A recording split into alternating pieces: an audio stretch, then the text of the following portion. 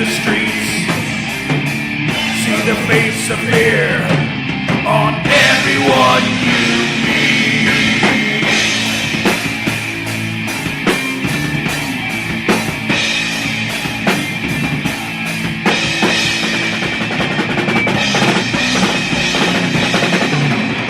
They come on the street and give their lives.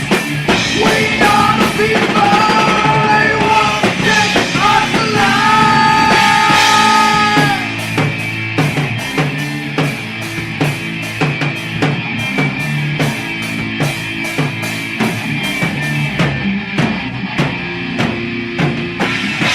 Mutilation, torture, murder, genocide, mechanics of death. All through the sky, a new heaven awaits. An afterlife of bliss. We must stand strong. We must resist.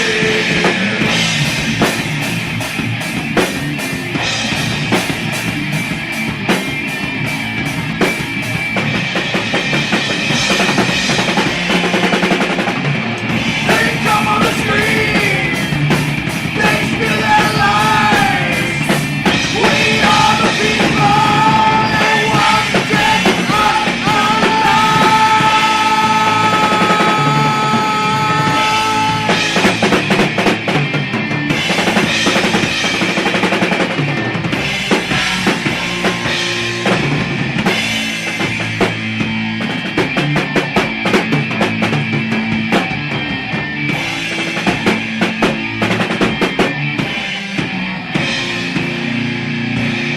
They call us rebels.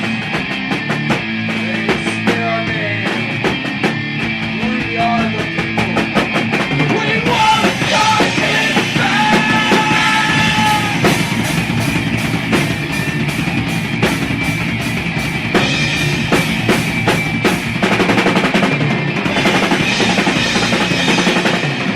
They come on the street. Say they want to buy. We are the people. They won't take us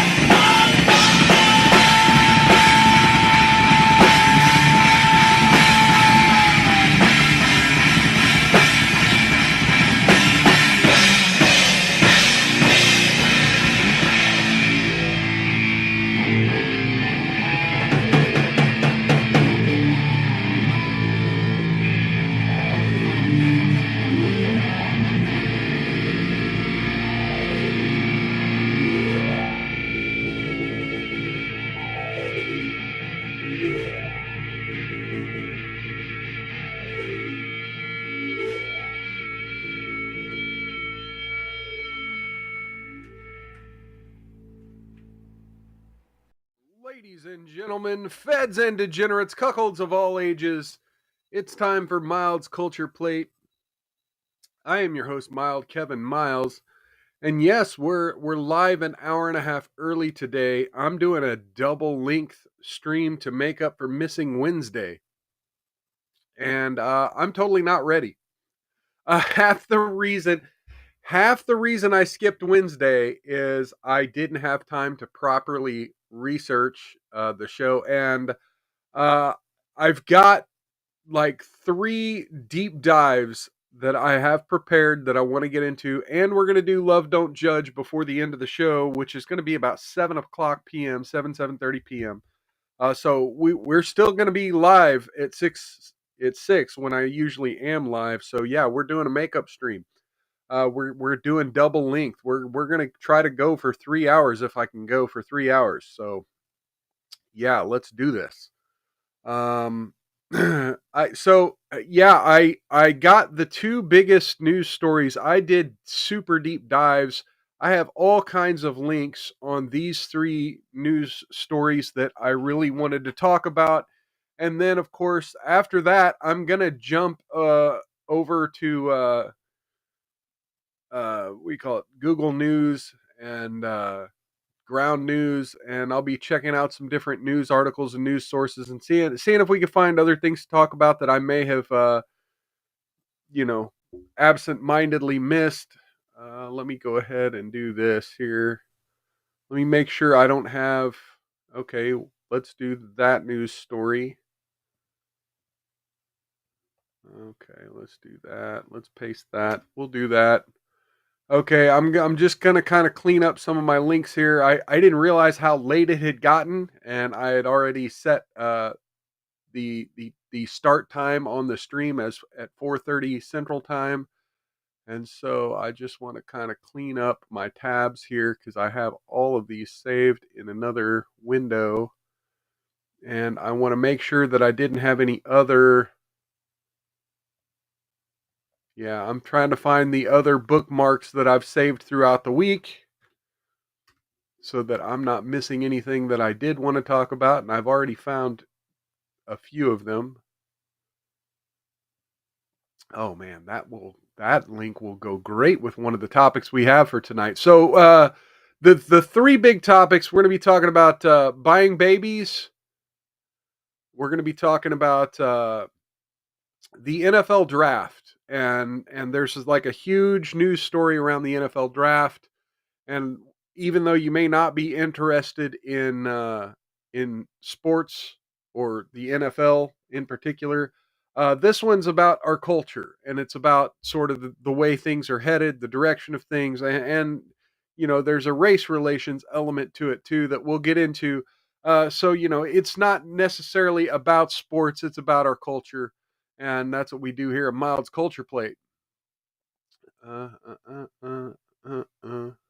Oh man, that'd go great with one of the other news stories we're talking about. Okay, sorry, I'm just kind of cleaning up my links here.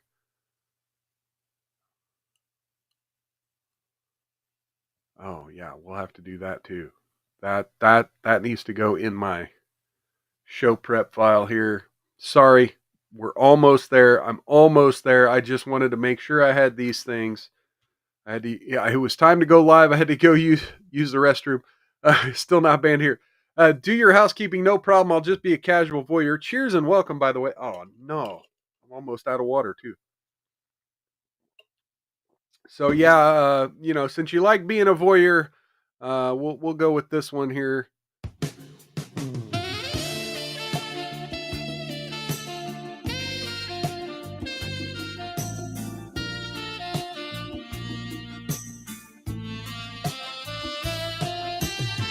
All right, there we go. Oh my god. Yeah, I'm gonna have to just keep my.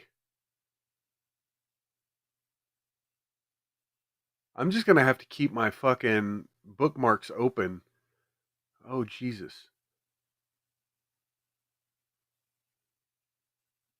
Yeah. Shit.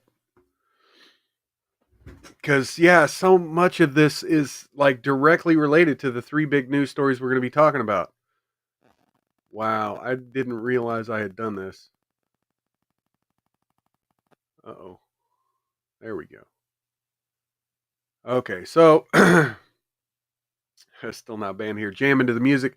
Okay, so let's do this. Let's start with browsing Google News here. Let's start with just browsing Google News. I'll bring it up on screen, and we'll see what we can talk about here. Okay, yeah. I see. I try not to get into the Trump war stuff. The Pope died this week, and yeah, there was a funeral procession. And let me actually go to X and find. Did you see this thing about the weapon? The Vatican guard was carrying.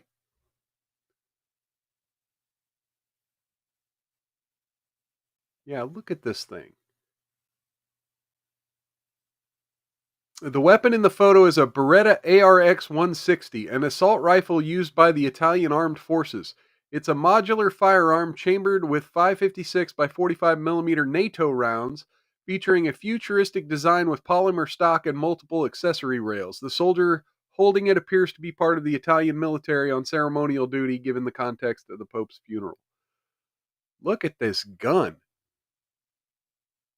This looks like something straight out of the Superman comics I'm reading. And then here's someone in the comments. This is what the gun's supposed to look like without all the attachments. And then yeah, here's with the attachments. So I guess the gun is sort of in this casing here, but then it's got whatever this thing is, and then this thing that looks like a fucking a, a pizza maker down here. And then someone says, nope, it's a drone gun used to jam drones. So I don't know. But yeah, anyway, whether this is a ARX 160 or not, this has definitely got the internet talking about what the hell weapon is this. All right, let's go back to Google News real quick. So yeah, there's been Pope Francis's funeral today. Donald Trump was present. Yeah, it looks like a radiation or directed energy gun. Yeah, definitely looks like something from a sci-fi movie. Massive explosion at Iranian port kills 14 and injured hundreds. We're going to get into the Virginia Gouffre stuff. I've got that saved already. Let's go over to the U.S. news. Okay, yeah, Virginia Gouffre. A lot of people are talking about Virginia Gouffre. You know what? Let me just go ahead and talk about it. Let's click on the CNN link here. Virginia Gouffre, prominent Jeffrey Epstein sex abuse survivor and accuser of Prince Andrew, has died. Angus Watson of CNN. It is with utterly broken hearts that we announce Virginia passed away last night at her farm in Western Australia. Read a statement from her family. From the family. Doesn't say her family, it says the family. That's interesting. Police confirmed emergency services found a woman unresponsive in her home near Perth on Friday night. Pronounced dead at the scene after first aid was unsuccessful. Her death is not being treated as suspicious, police said. She lost her life to suicide after being a lifelong victim of sex abuse and trafficking, her family said. Virginia was a fierce warrior in the fight against sexual abuse and sex trafficking. She was the light that lifted so many survivors. In the end, the toll of abuse is so heavy it became unbearable for Virginia to handle its weight. Now, she recently tweeted that she was not suicidal. And there was the recent automobile accident that she was in. There was an Instagram post where she had claimed that she had 72 hours left to live. This was a few weeks back. She said she had 72 hours left to live after being seriously injured in an automobile accident. There were some people who sort of scraped the news wire, so to speak, and found the details that it was a minor accident involving a school bus and that her vehicle wasn't damaged very much. The idea that the bruising on her face in those photographs were the result of such a minor auto accident, and that, you know, she was having kidney failure and so close to death seemed like a misdirected narrative. Yeah, still not banned here. She did say a few years ago she was not suicidal, pretty emphatically. Yeah, that's what bugs me. I was on Cool Frog's channel last night, and there was another guest there. I'm not gonna get too deep into it, but there was a suggestion made that she's got some other family problems, that she may be, going through a rough divorce and potentially losing access to her children, and that may have been part of it. But this CNN seems to. Oh, I just realized I've got I've got the banner running over my face in the video shot. Sorry. Let me go ahead and bring that down. This here, the toll of abuse is so heavy it became unbearable for Virginia to handle its weight. Seems to suggest otherwise. There's no mention of family problems. There's no mention of having issues with access to her children. This is all using the abuse narrative, right? She claimed Prince Andrew was unaware she was underage when having sex with her. Andrew repeatedly denied the claims. Epstein in 2019. Okay, so this is all about the Epstein. Anyway, so that's about as far as it gets into it. The toll of abuse is so heavy it became unbearable for Virginia to handle its weight. There's a number of people. I usually don't do this because this is a tactic that the mainstream media will do, is say sources say. But no, I'm going to tell you flat out.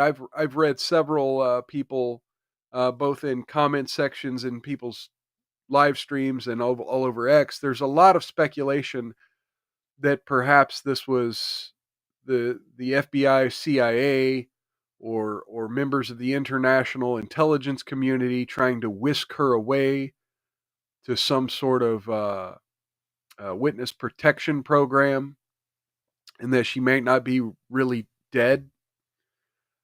I think that's copium. I think that's hope. I think that's a lot of that is this belief that now that Trump is president, that all of the atrocities that occurred before him are being solved, and it's dangerous. It's dangerous to get down that mindset. It's still out there here says thanks. Let's see that mug. Yeah. Yeah, not only my mug, I got the guns out today. No, I'm just kidding. uh, you know, I think you kind of have to take this somewhat at face value. I honestly, to me, it sounds like, yeah, 50-50. Maybe there were some things weighing on her mind and she offed herself. Maybe there's a 10% chance they did whisk her away into some witness protection program. But yeah, I also think there's a good chance they got to her, like they got to Epstein. Sanglan 86 says, how does from SSC cloning hell? Cheers and welcome. Or SSD, okay.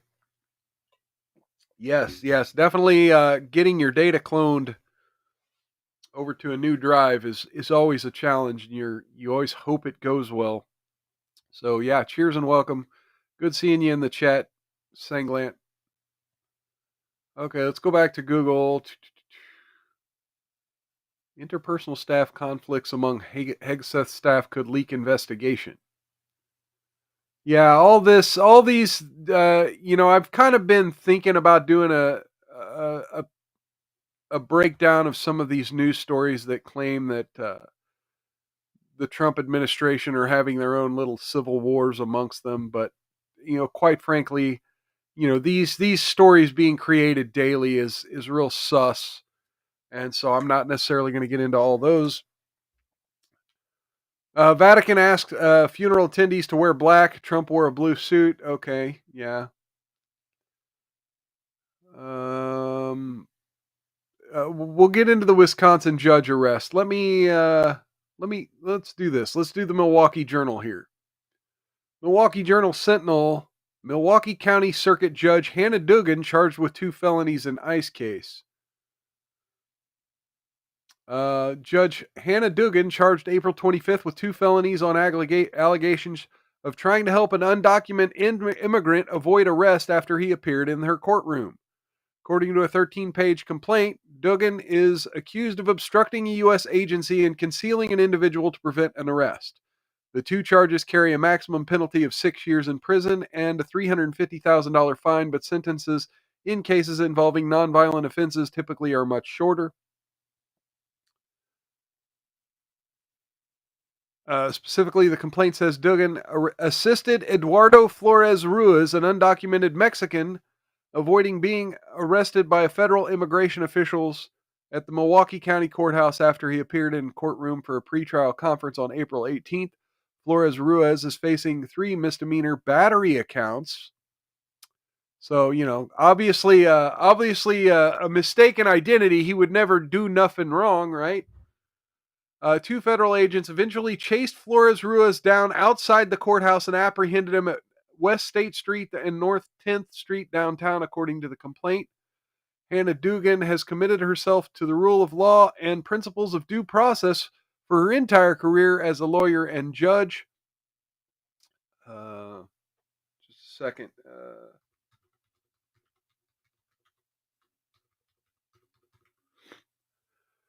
Du- du- du. An attorney for Dugan said in a statement, uh, Judge Dugan will defend herself vigorously and looks forward to being exonerated. On April 25th, Dugan appeared before U.S. Magistrate Judge Stephen Dries during a brief hearing in a packed courtroom at the federal courthouse. Dugan made no public comments during the brief hearing. At the hearing, Dries asked if prosecutors were seeking detention, and they said they were not. He answered that he did not believe that the charges were eligible for detention. So she gets to walk free. I need to trying to find, there was a video of, here it is, Pam Bondi on Fox News. Let's go ahead and bring that up. Madam What's Attorney happened to our judiciary is beyond me. Yeah, so when the American public hears this and they think these were once upstanding people in their communities and their professions, and they put it all on the line for this, I mean, have you dug into their motive? Like, what inspired them to carry out these acts and harbor criminals? They're deranged is all I can think of. I cannot believe, I think some of these judges think they are beyond and above the law, and they are not. And we're sending a very strong message today. If you are harboring a fugitive, we don't care who you are. If you are helping hide one, if you are giving a TDA member this wasn't guns, the one I wanted. anyone who is illegal. Okay, hang on. Let's go back to this real quick. This is not what I wanted. There was one where she was describing exactly what had happened in the courtroom, in the courthouse.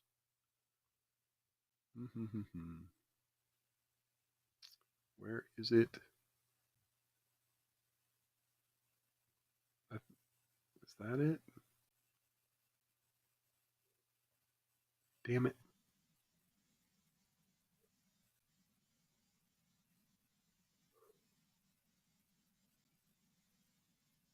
Okay, so here we go. Let's do this one. Oh, shit. I'm sorry for the unprofessional nature of the show today. Uh-oh. What did I do with my Rumble Studio? There it is. Sorry for the unprofessional nature of the show today. I'm trying to get this fixed here. Let's do this. Okay. Obstructing justice when you have victims sitting in a courtroom of domestic violence and you're escorting a criminal defendant out a back door. It will not be tolerated, and it is a crime in the United States of America. Doesn't matter who you are, you're going to be prosecuted. Madam Attorney General, great to see you. Okay, so yeah, she was saying essentially there that yes, the individual in question was in court for domestic battery, for the battery we had just discussed. And the judge had heard that there were ICE agents looking for the defendant. And the judge suspended. It's still not banned here. It says happy 144th, by the way, it's fine. No, it's not my 144th. The 144, we'll get into that. That's another news story. That's another news story. Which the number 144 will come up in one of the news stories today. Yeah, when she heard ICE was looking for him, she stopped the court hearing for the dangerous criminal who had gotten violent with people, asked the defense attorney and their client to come to her chambers, and proceeded then to tell them how to exit through the jury exit doors instead of through the hallway where ICE would be waiting. And just did not feel that she needed to continue her court case. Did not feel that she needed to adjudicate the battery. Okay, let me go ahead and get rid of some of this stuff. Okay. What did I do with the news story? I think I killed it. Again, I'm so unprofessional right now. All right, let's go back to Google News.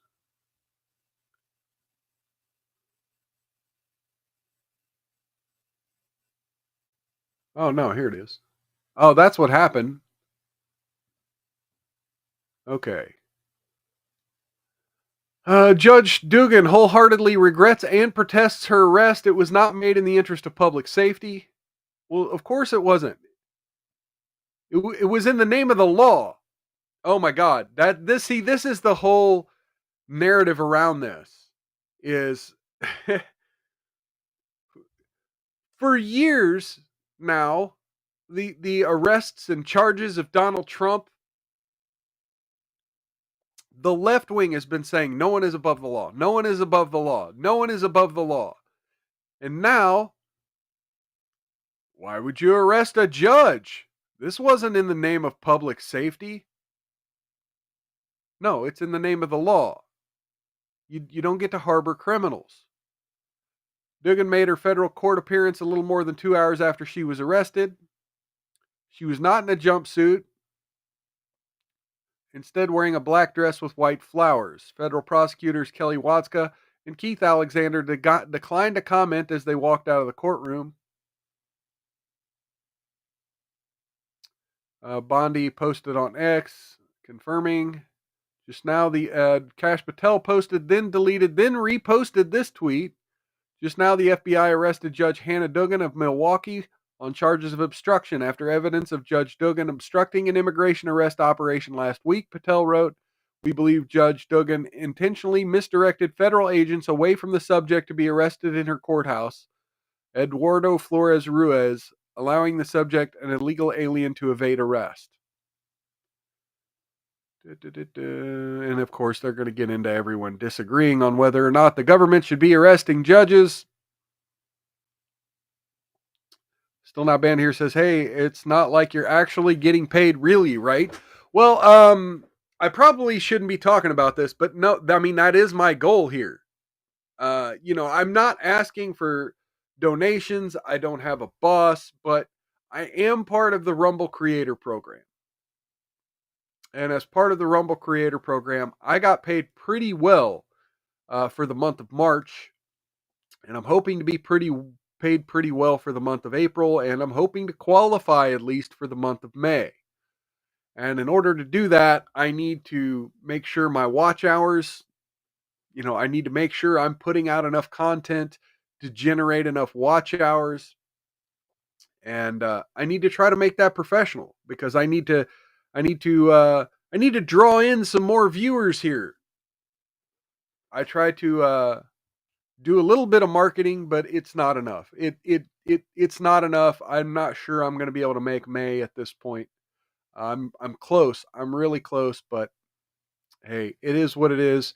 If I have to do May without the creator program, I would probably just scale back my gaming channel a lot, and I wouldn't be doing any more Monday evening streams at all. Wouldn't be doing any special streams behind the Rumble paywall because I wouldn't be able to do much behind the Rumble paywall. So yeah, actually, I am kind of getting paid. All right, back to Google News here. I need to dig into this the new developments in the negotiations with the Ukraine war. Haven't quite done that yet. U.S. judge temporarily stops West Texas immigrant deportations under Alien Enemy Act. Judge in West Texas joined other courts in temporarily blocking the deportations of Venezuelan immigrants under an 18th century wartime law known as the Enemies Act. Judge David Briones in El Paso, Texas, issued the ruling Friday, ordered the release of a couple accused of being members of a Venezuelan criminal gang. Oh yeah, let's just release them back on the streets. Nothing dangerous there.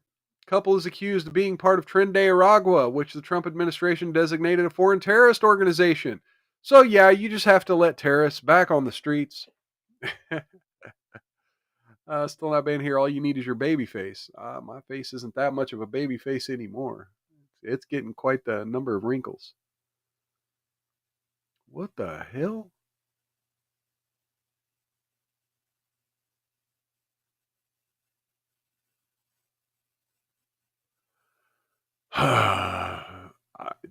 that I'm looking at Google News. Look at this.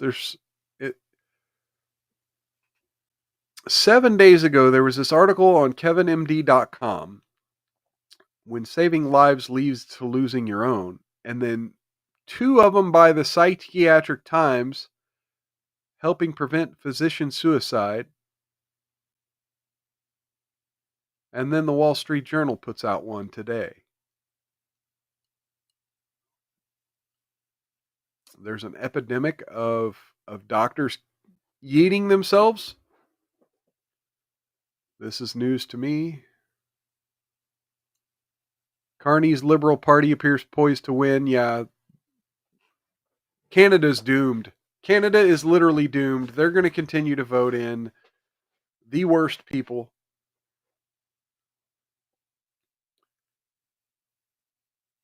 Judges block DEI crackdown.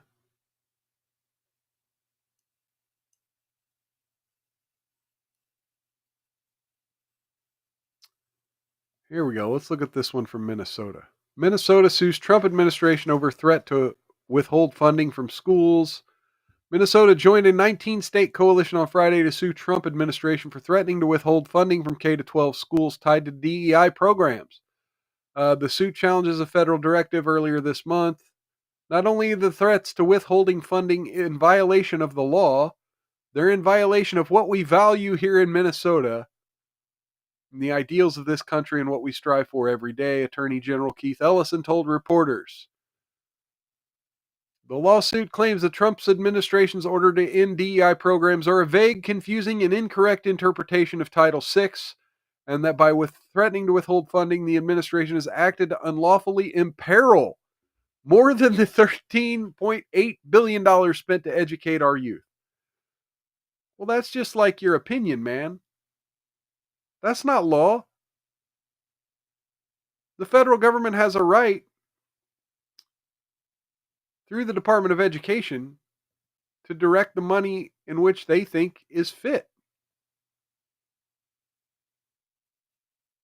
I'll need just a moment. I may need to go off cam and mute for a couple seconds several times throughout the day here. Part of missing the show Wednesday, the other part, in addition to not being prepared, the reason I wasn't well prepared is I was sick. And I came back Thursday for my gaming stream, but I was very sick as of Wednesday, a little short of breath, hard to focus, hard to even read the screen in order to prepare for the show. That's why I wasn't prepared. So yeah, I'm still have some lingering effects from the illness, so I'll need to go off cam every once in a while and blow my nose here. So give me just a second.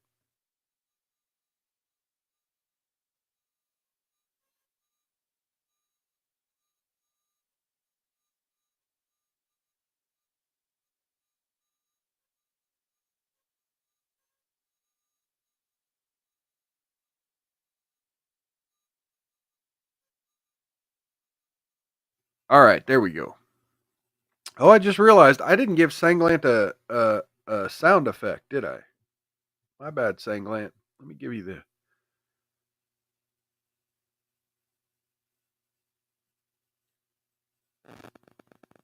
Oh, come on now. Don't be popping.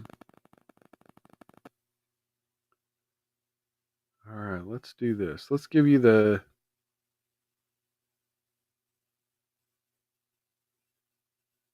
I'll give you the wrong tone.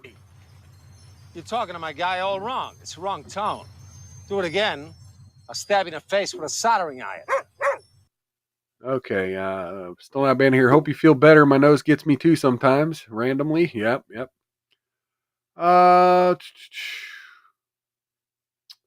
Trump insists China called and trade deals are weeks away, according to an interview with Time.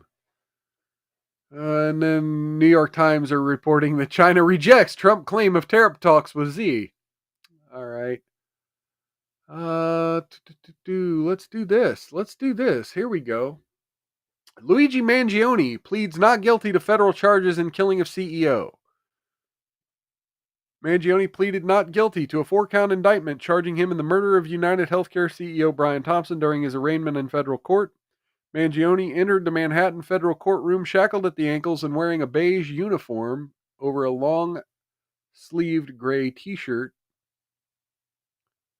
With several rows of supporters looking on, Mangione stood and said not guilty when Judge Margaret Garnett asked how he'd plead to the charges in the indictment: murder through the use of a firearm, a firearms offense, and 2 counts of stalking. Prosecutor Dominique Gentile said the government does not anticipate adding charges against Mangione. Most of the evidence involves that which has already been collected by the Manhattan DA's office, which charged Mangione with the murder. He has pleaded not guilty to the state charges. The federal charge of murder through the use of a firearm would make him eligible for the death penalty if convicted. Defense attorney Karen Friedman Agnifilo said she would try to seek only the federal case and eliminate the state case because federal prosecutors indicated they would seek the death penalty.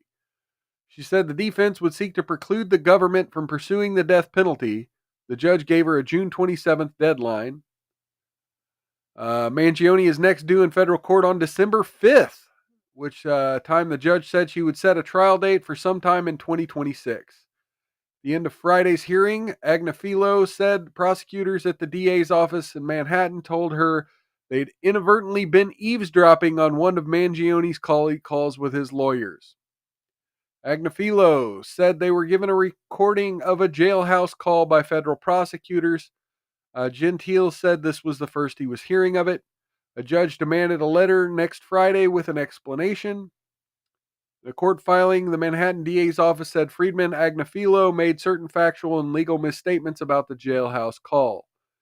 We inform you this inadvertent occurrence involved a single paralegal and no prosecutor on Tuesday, April 22nd.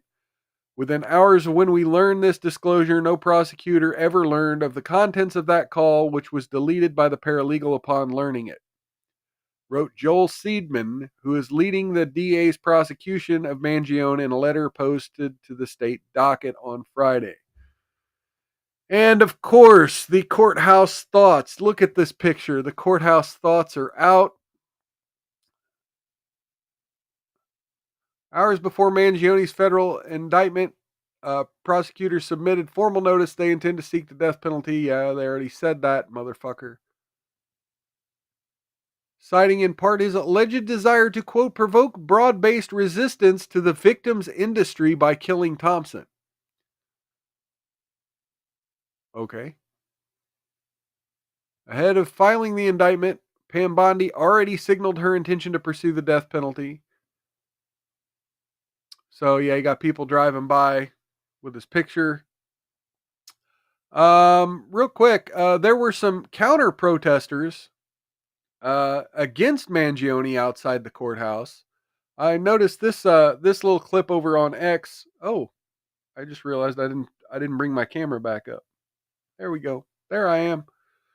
I noticed this video over there where an anti-Luigi counter protester showed up with this electric chair. Luigi from Mario Brothers as a skeleton. Now I'm going to take this for a little ride down the street.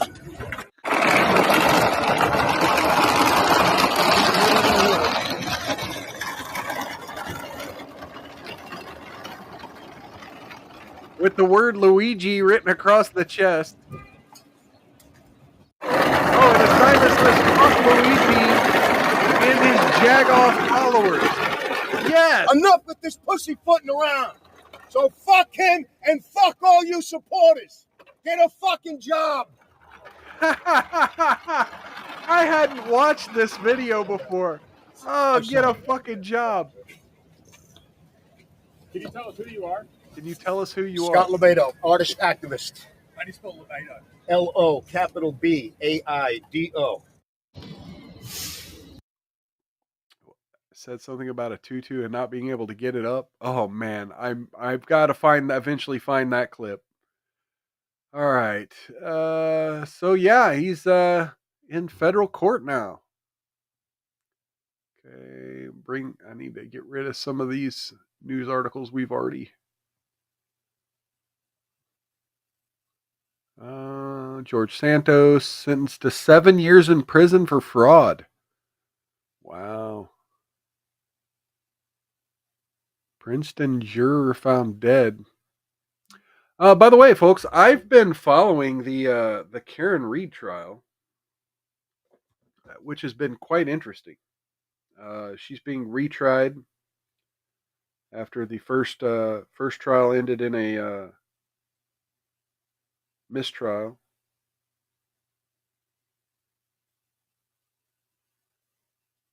Uh-oh. What was that? I don't know what just happened. My watch said I was getting a text.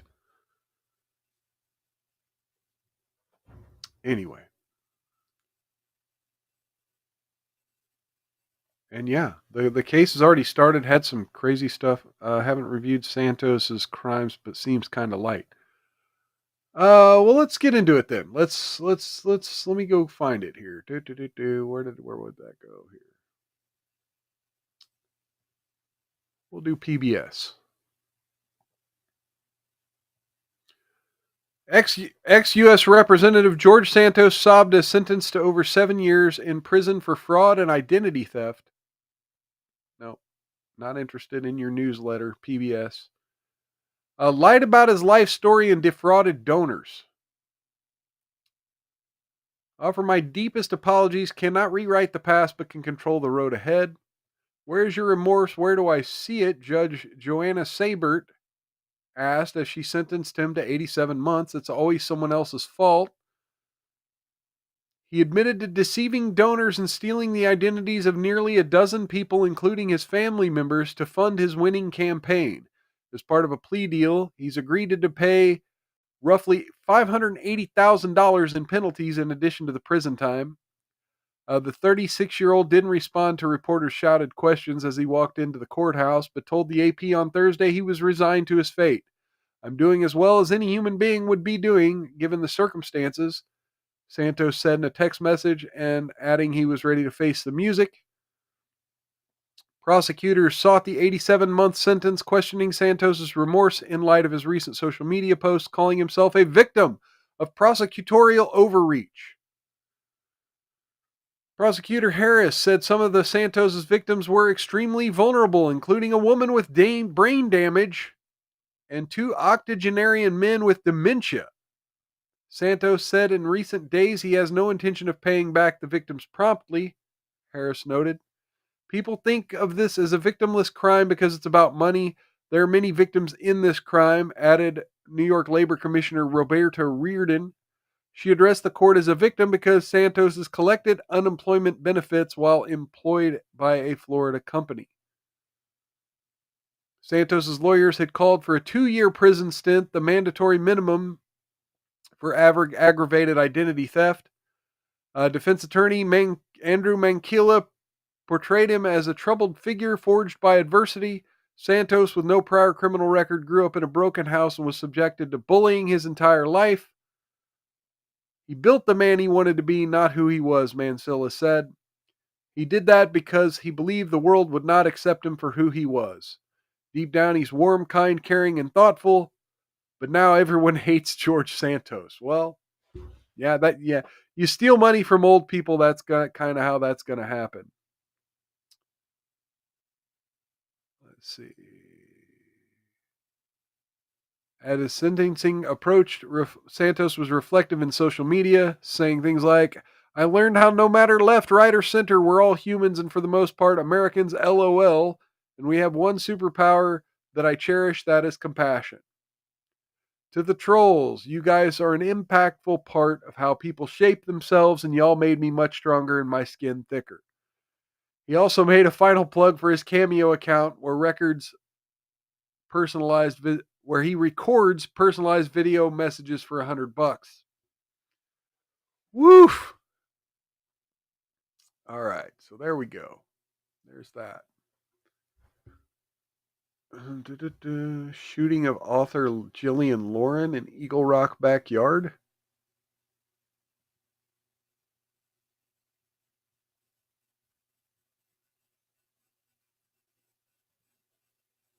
Wife of Weezer bass player Scott Schreiner. Fuck, let's get into this one. Fuck it. Oh, shut the fuck up, LA Times. 3 pop-ups asking me to sign up for their shit. LA police on Friday released a video of the shooting of Jillian Lauren, an author and wife of Weezer bass player Scott Schreiner. LAPD said Lauren pointed a gun and fired at officers this month after apparently mistaking them for armed suspects. The police video, spliced together from body-worn cameras and surveillance footage, showed confusion in the moments leading up to the incident, which left Lauren hospitalized with a gunshot wound. LAPD officers were assisting the California Highway Patrol in tracking down 3 suspects wanted in a hit and run when they encountered Lauren walking around in the backyard of her Eagle Rock home holding a gun. All right, here we go.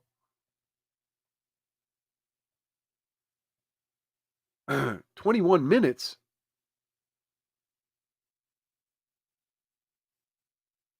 Hey, you have cover? Yeah. Do you have visual of her? Yeah, I can't see her right now. The gun's not up.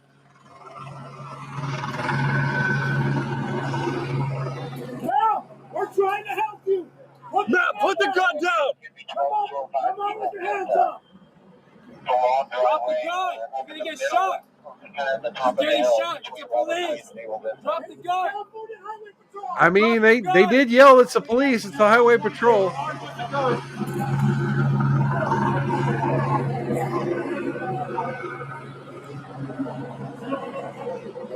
Oh, no.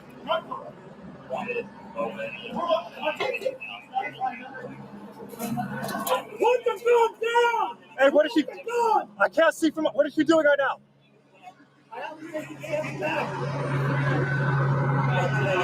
She pointed it. Not an announcement. She just lifted it up. Oh, shit. Oh, shit. Oh. I can't see her right now. To get a better vantage point.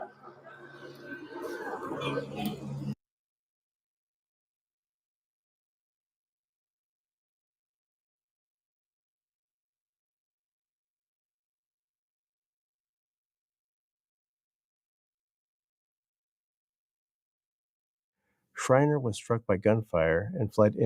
Okay. Okay, that's about all we can cover that with YouTube's terms of service. Yeah, we are live on YouTube, Rumble, and X. I believe we're still live on X. Yeah, we appear to be live on X. Okay. Oh, what did I do there? All right.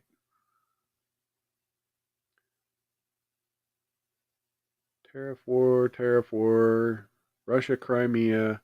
Yeah, I have no interest in all of the war news.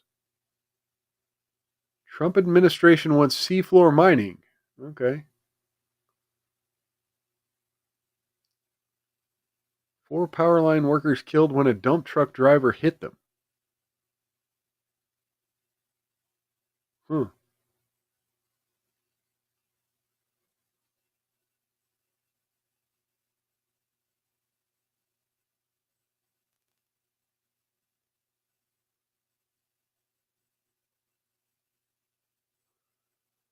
I don't know, man. Yeah, I think that's about all the good news we're going to get out of Google. All right, I'm going to take a quick skim. Of ground news real quick. See if there's anything I've missed here. Trump Zelensky had a productive discussion in Rome ahead of Pope's funeral. So Trump and Zelensky met while in Rome.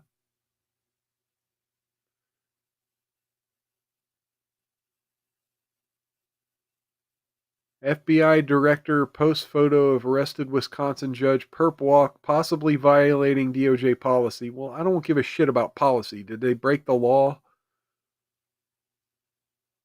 Pope's funeral. Ooh.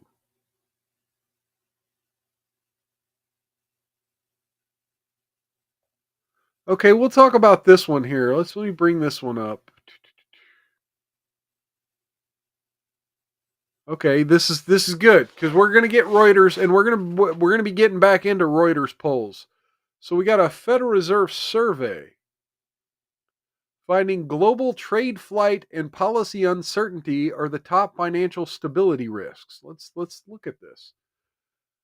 I know sometimes economic news is pretty fucking boring, but let's do this. The biannual Fed survey of financial risks was the first since Trump's return to office, and the impact of his aggressive policy agenda was apparent, especially around tariffs.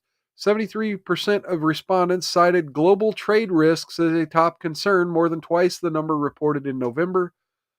Half cited policy uncertainty as in general as a top concern, as well from the fall.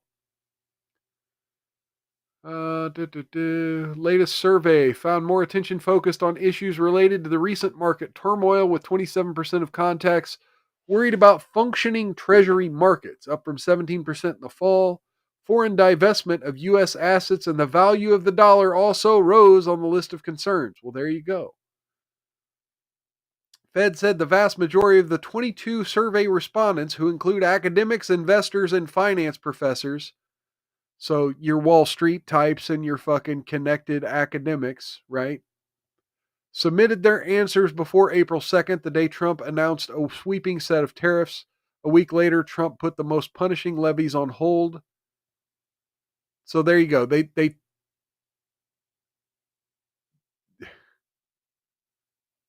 heightened policy uncertainty has pushed up market volatility. Now, he was already talking tariffs way before April 2nd.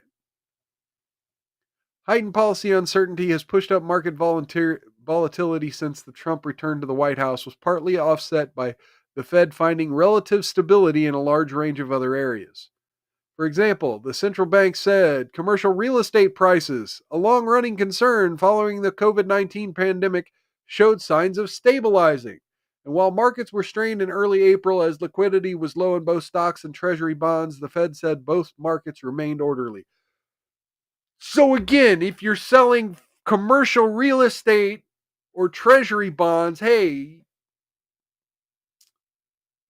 you're doing just fine. Fucking people.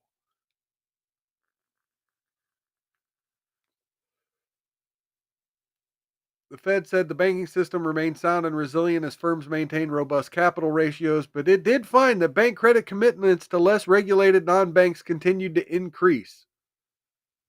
It also cautioned that hedge fund leverage, particularly at the largest firms, was at or near historical highs. Believes that leverage diminished in early April as funds unwound positions. Remember the video that I played a few weeks back?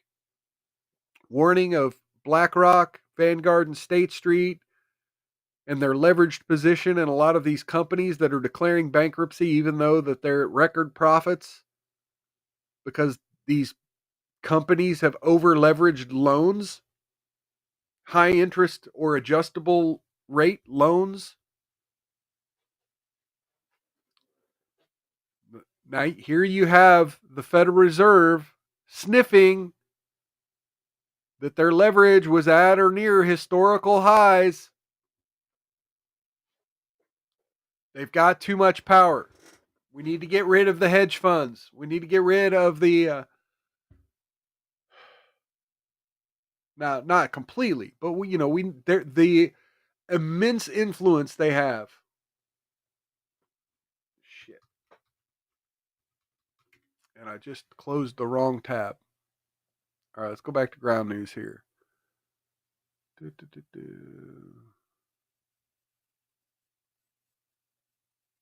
Far-right Israeli minister draws tense protests and big fissures in the Jewish community. Yeah, we'll get into some of the Jewish Israeli criticism conversation later in the show too. All right, we're just kind of flying by the seat of our pants at this point. Glad to see I at least have a few viewers. I was unsure about the early start time, whether it would draw anybody in at all, but hopefully other people will Other people will pick up the slack later or watch on demand later. Okay, let's go back into my bookmarks and see what else was in there. Okay, we already got all those ready. Got that ready. Ooh, the student loan issue. Why wasn't that on either of those two news aggregators?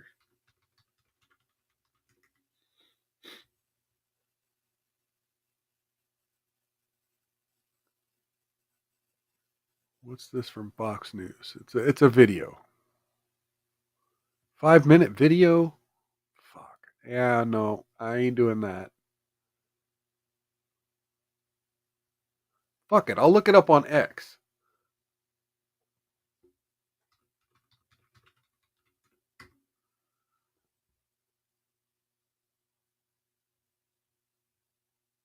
Oh my god. Okay.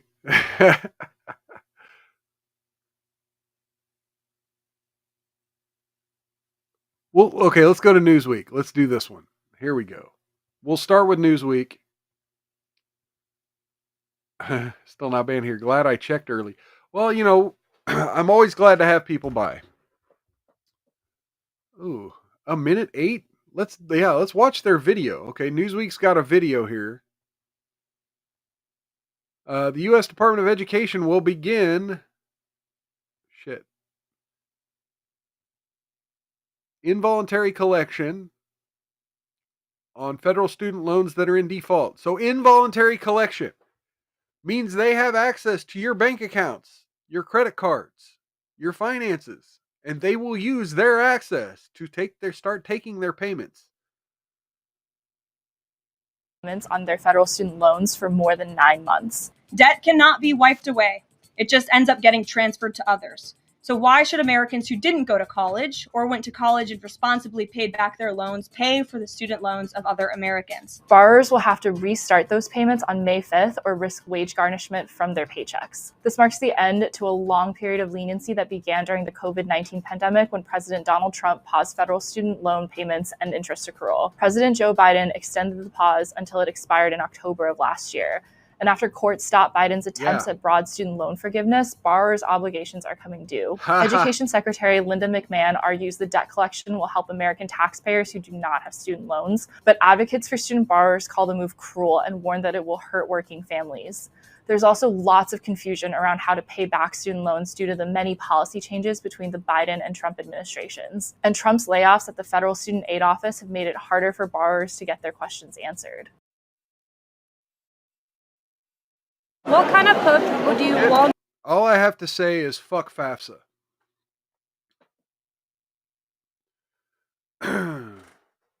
So yeah, you have the Trump administration saying they're going to start collecting student loan payments, and as expected, people started melting down. Why? Because obviously these people were promised that if they voted for Joe Biden, their student loans would just go away. And that definitely happened for some of them, but not enough of them. Because as you can see from the next couple videos I'm going to show you,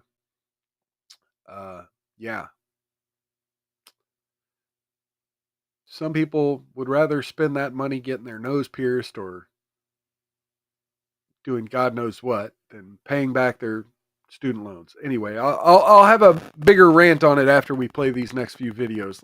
Let's look into the meltdowns. Well, they just dropped the student loan bomb. Fuck. The federal government just announced that it's coming for your loans, and collections begin May 5th for student loan debt.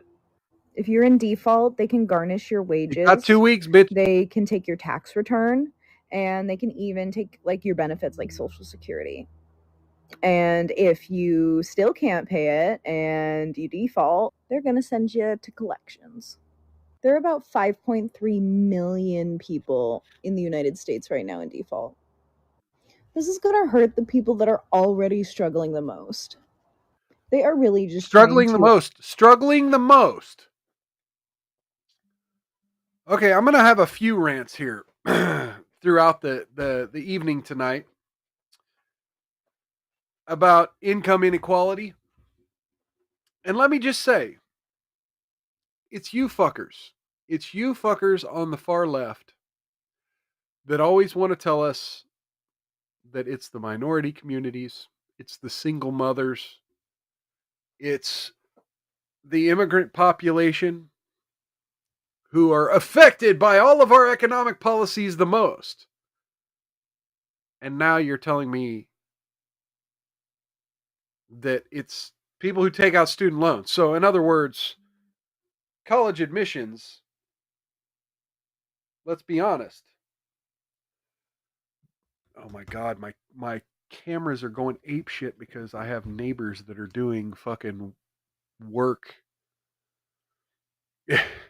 And they keep walking past my cameras, so my phone notifications are going to be going nuts the whole stream. Anyway,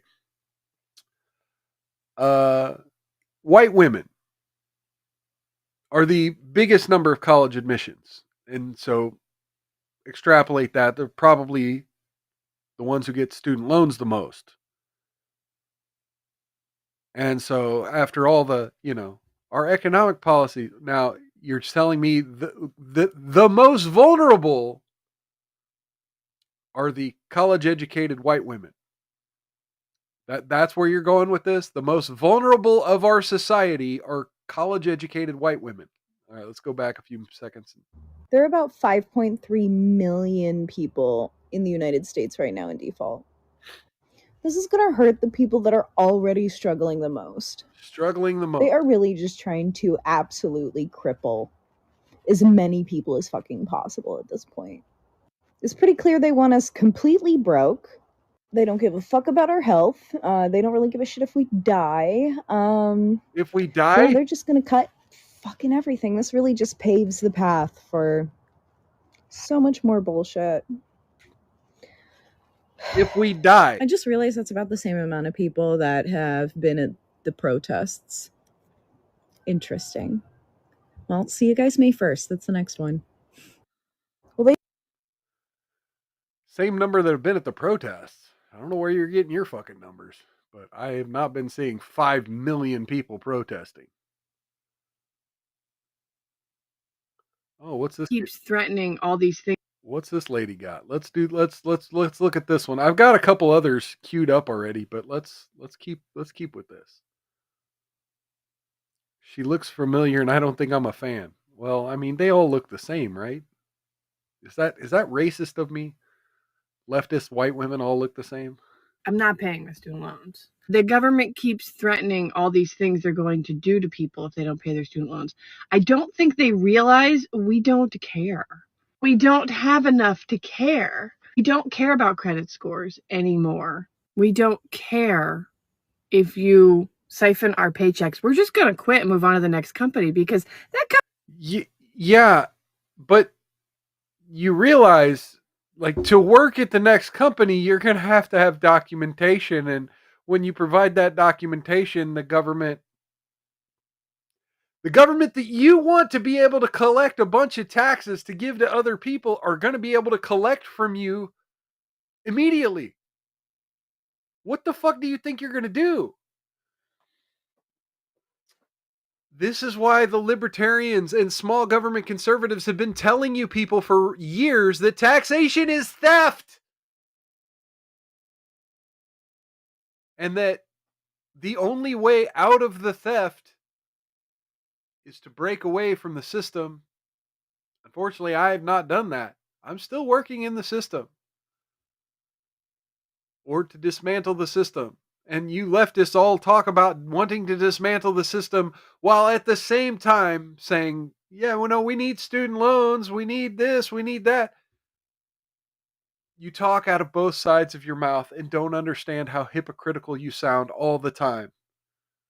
You think you're just going to quit a job and be able to afford to survive. Go ahead.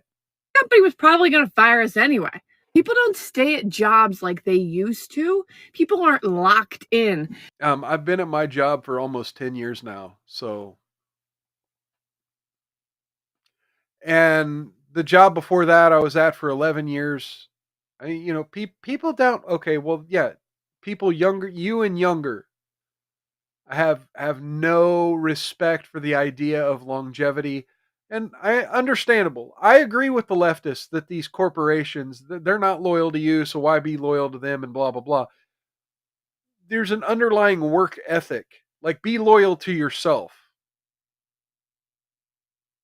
Don't do it for the company. Do it for you and your own respect, your own sense of accomplishment. But anyway, keep going. To a job they have to stay at for 35 years because they're getting a pension and great benefits. Those things don't happen anymore. So if you threaten to siphon people's paychecks, they're just going to quit and go to another company because that company was probably going to go bankrupt anyway. Okay. And fire everybody in the next couple months.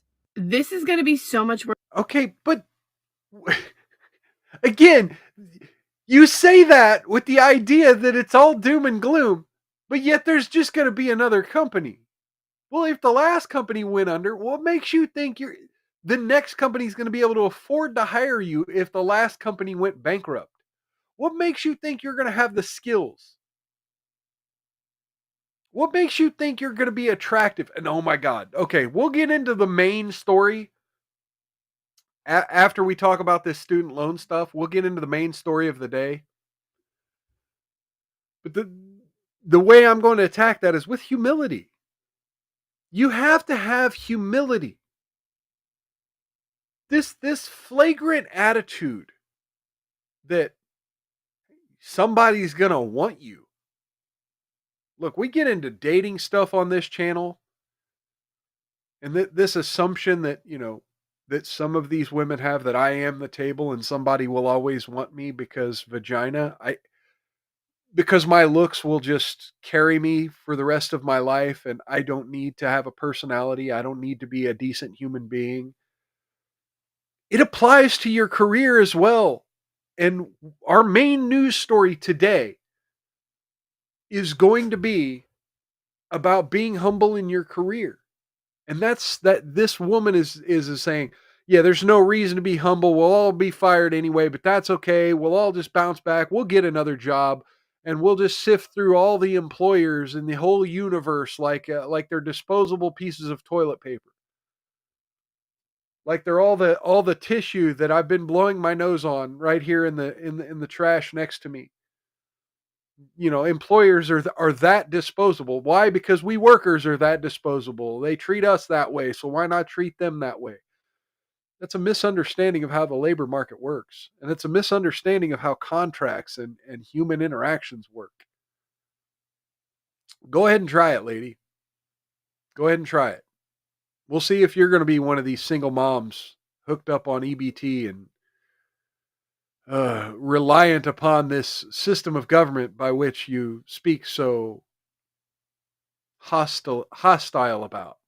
Work for the government to siphon paychecks, and it's not going to get them enough money. They're going to siphon paychecks. It's called garnishment, lady.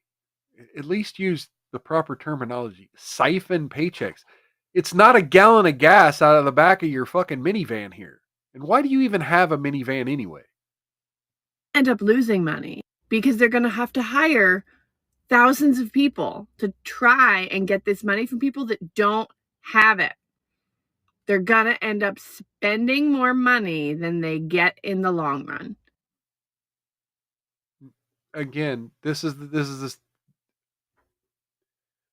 you don't think a lot of this is going to be AI or just accounts automatically linking your social security number to another social security number and issuing the garnishment via computer? You think this isn't going to be an easy program to run via a computer? Why do you think they're going to have to hire human beings to do this? For one. Cat transport. Oh no. So these empty threats that they're giving us, they aren't scaring us. If the government's watching, it doesn't scare us. We don't have enough for that to scare us. So I won't pay the hospital then if you take my student loans out of my check. It's one or the other. We pay our health care and our medical bills. Hey, die then. or like the we pay our last student lady loan said, they want us to bills, die. They don't care or our about our credit health. cards, Die or then. our loans. Like, nobody put a gun to your head and said you have to go to college for feminist dance theory. What do you make in your career? Did you examine the type of careers you could get? The type of income you could get with the type of degree you wanted to major in? Why did you get these student loans in the first place? Did you ever, as a 19, 20-year-old, 18-year-old, have questions about the direction you were leading your life? We can't pay it. Okay. we can't pay it all. We're Right, not die making then. enough to pay it all. We're not sitting back and living in mansions, going on 20 vacations a year like the billionaires and saying, I don't want to pay my student loans. That's not it. We literally can barely afford life.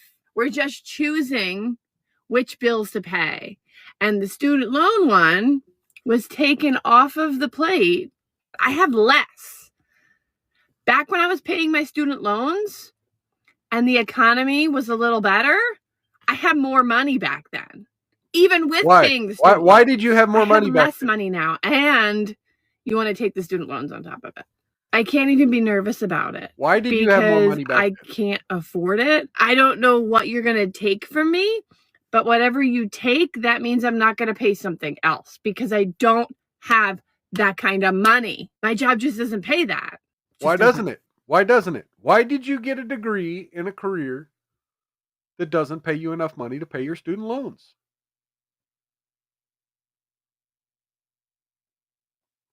All right, we'll do one more of these and then I'll move along here. They about to garnish our wages. They really know how to just ruin your day. The U.S. government hates everybody here. Y'all, as of May 5th, they're taking 15% of your wages towards student loans. Y'all, I've been ignoring student loans since I've been in school. If y'all know how much I owe in student loan, y'all would think I went to school to be a lawyer. And it's a degree that wasn't even providing me a decent lifestyle. I was just living off vibes. So you mean to tell me I went to school and y'all lied to me? You was living off vibes. Then 15% of your vibes shouldn't be that much, right? Y'all wanted me to go out there and do triple the work to get a degree. Y'all, I owe so much money. I'm in Texas, so we don't have state tax. 15%. Hell, you might as well go ahead and add 5 more. Add 10. Cause that's the state tax. I cannot believe this. I just had to pull over, y'all. My head started throbbing. I'm about to get a headache. They're doing this in a couple of weeks, y'all. I gotta go do deferment. I gotta go do something, y'all. We can't get away from this. People are even already saying, hey, we got Shut Up I Can Cook over on YouTube. Cheers and welcome. I didn't even notice you popping in there. Cheers and welcome. She said she'll be back later. All right. Let me know when you're back, and then I'll give you your sound effect. Saying that their credit score has dropped from a 700 something to a 500 something. Oh my gosh, my credit score. 15%. Wait, the last lady said y'all don't give a fuck about the credit scores. The credit scores don't matter. Do the credit scores matter? I mean, I think they matter. I think, being able to get a car or a home, those are kind of important things. Being able to get a credit card so you can, continue to pay for things. I think those are important things.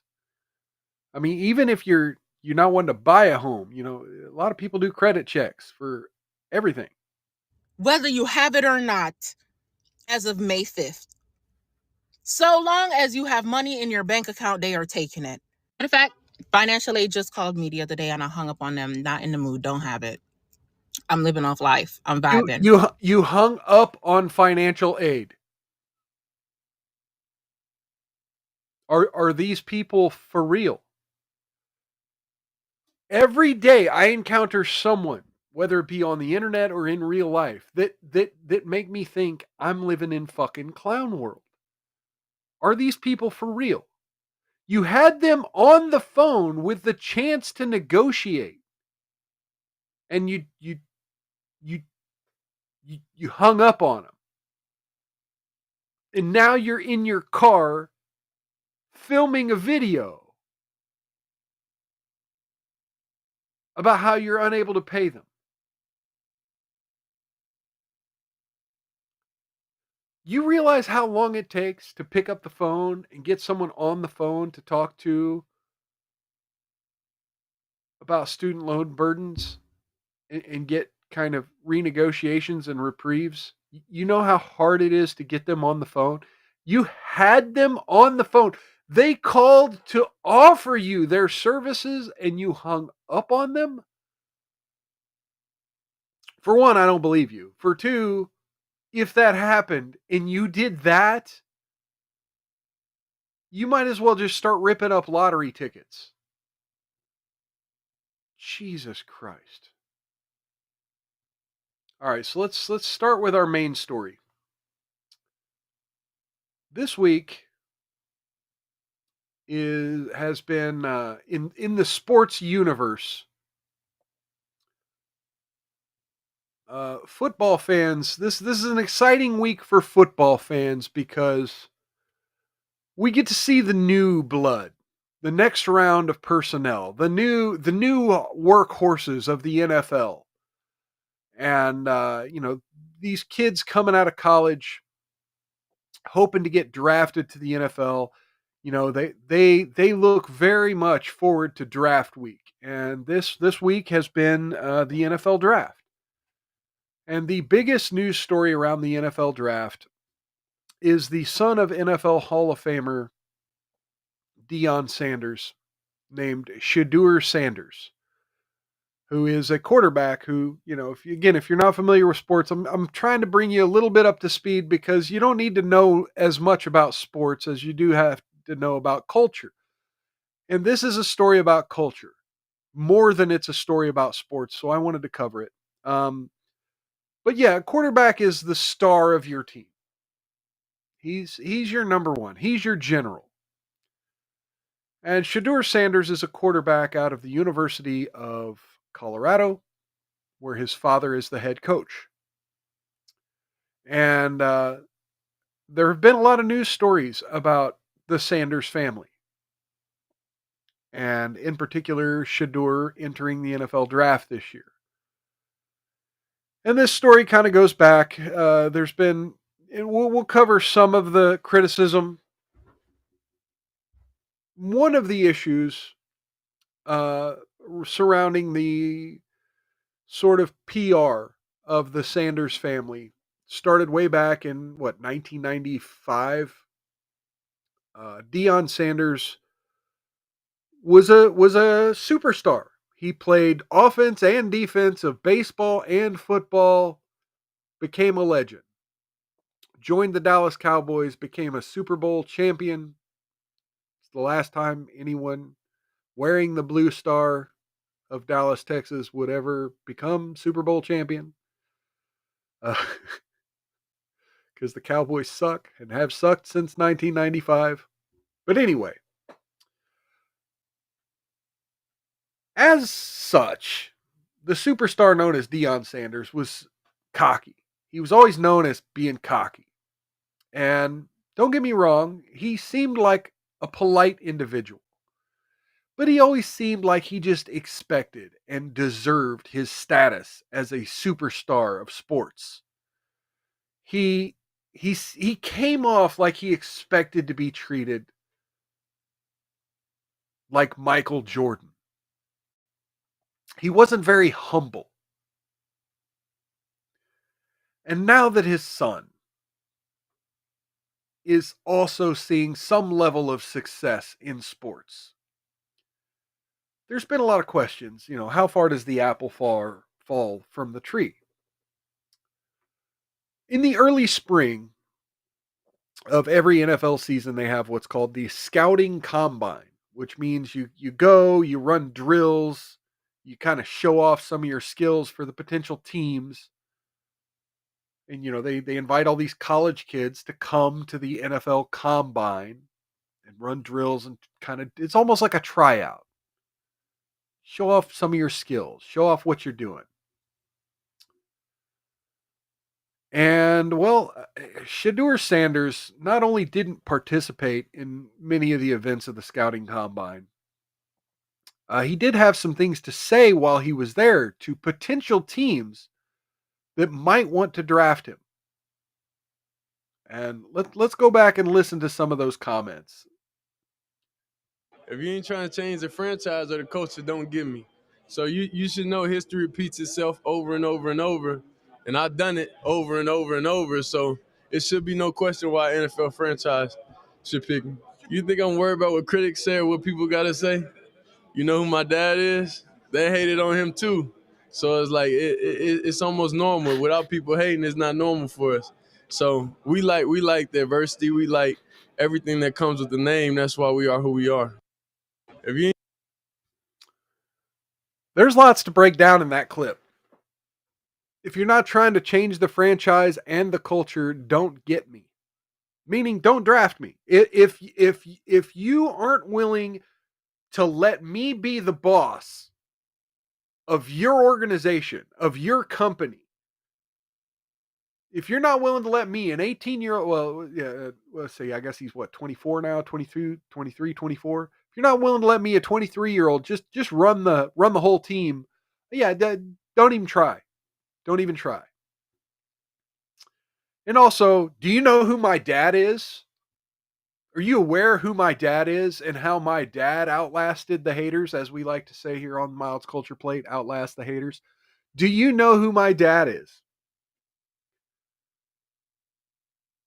Is there anything more annoying about nepotism than hearing the phrase, "Do you know who my dad is?" It is literally one of the biggest problems with nepotism.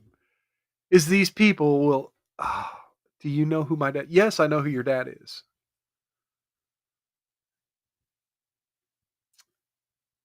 Unlike you, I got to see him.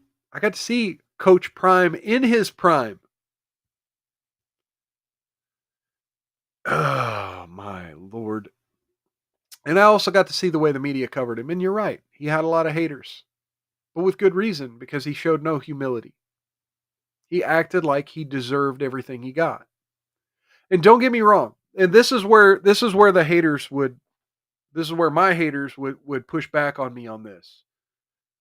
Well, it's not like they're not putting in the work, right? They are putting in the work. Is Shedeur Sanders a good quarterback? Potentially. I haven't watched enough of Colorado games to be qualified to make that determination. Although, here, let's do this. Let's bring this up. Oh shit. Is this it? I forget which link is which now. No, that's not it. I think this is it.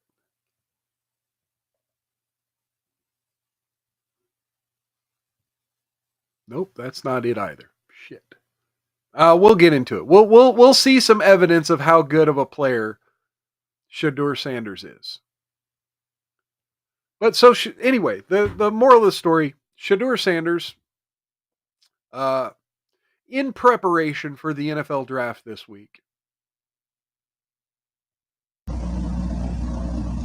built himself a custom draft celebration room in his home,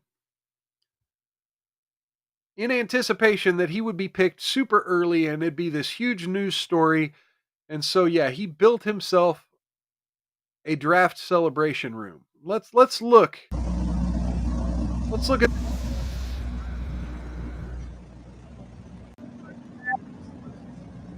He's got his logos and a couch ready to be filmed. Very humble. Very humble. Meanwhile, for most NFL draft hopefuls, they had to travel to Green Bay, where the draft is being held this week, and sit in the audience of the auditorium and wait and hope their name was called. Shedeur Sanders built a room for, quote unquote, when his name was called. So Thursday, the draft started. Round 1 of the draft. And let me see here.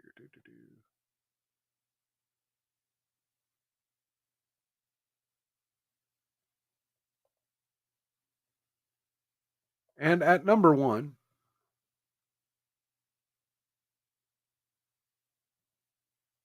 nope, that's not it. Sorry, I got my links a little out of order for how I'm covering this here. At number 1, the Tennessee Titans selected Cam Ward of the University of Miami.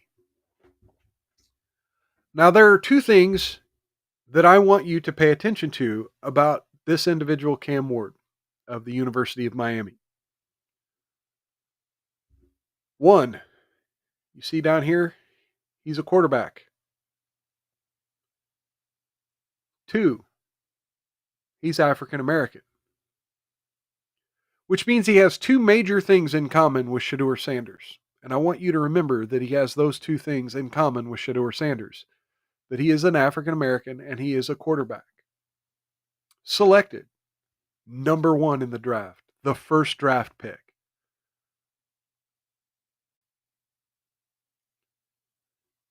The Tennessee Titans were so excited about this that Hall of Fame legend quarterback Warren Moon unretired his jersey number and gave it to Cam Ward.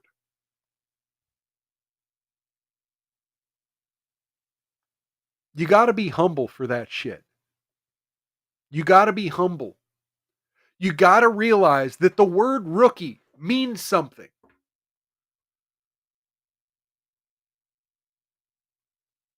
Instead,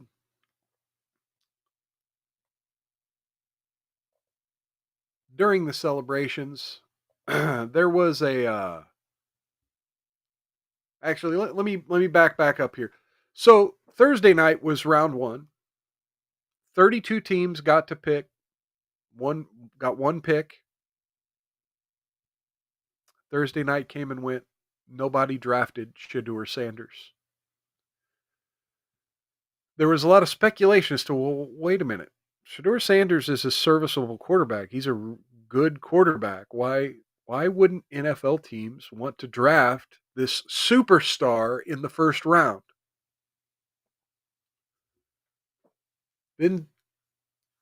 So Thursday went by. Shedeur Sanders was not drafted. Friday, rounds 2 and 3 of the draft. So the 32 teams got to pick 2 more times.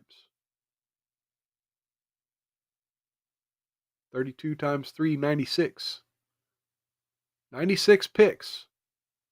Shedeur Sanders was not selected in the draft. At some point, Shedeur Sanders' phone rings.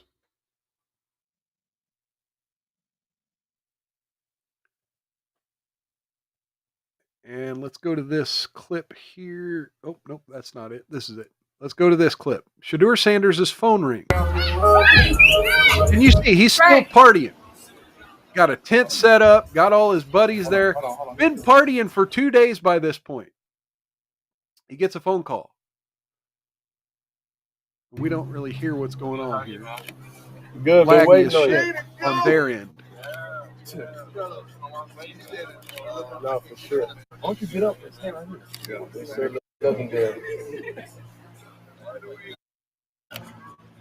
Look, he runs over to the news cameras. What does that mean? What do you say? I don't know. How you gonna ask us what it means and you was on the phone? You heard that? You said you're gonna have to wait a little longer. He said you're gonna have to wait a little longer. Now I want you to see the other end of that phone call. Someone prank phone called Shedeur Sanders.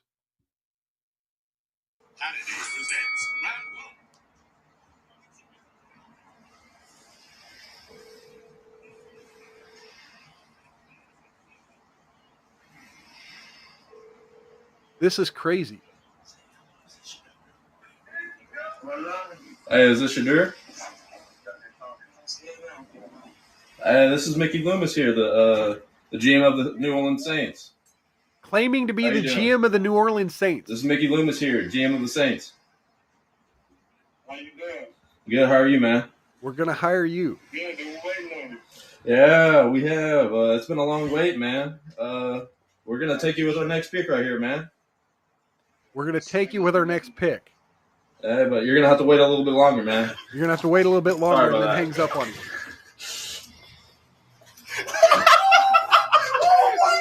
He bought it. Okay. So, yeah, you got a couple of white terrorists.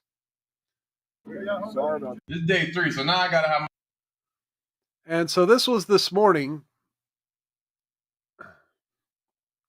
This next clip was this morning, him being asked about the phone call. This is day 3, so now I got to have my phone on now. So, but what the numbers I call you? Fam, I thought that was a real person that called you, but it actually wasn't, was it? No, I told you that was a specific phone number, not in my name, not in anything. So you bought that phone just for the drive? Boost Mobile shipped the phone just for the draft. So he went to Boost Mobile and bought a phone just for the draft and literally only gave it to the NFL. Nobody had the number. That's what I'm saying. The number was only in the email thread that the NFL sent out to only teams. That's outrageous, bro. So the NFL leaked it, basically. No, you can't say that. It could be one of their kids. It could be one of their kids that then seen the email and just took the number. Okay. That's it. No. That's wild. That is wild. And humiliating. After 2 days of expecting a phone call from an NFL team for your dream career. Your dream career. I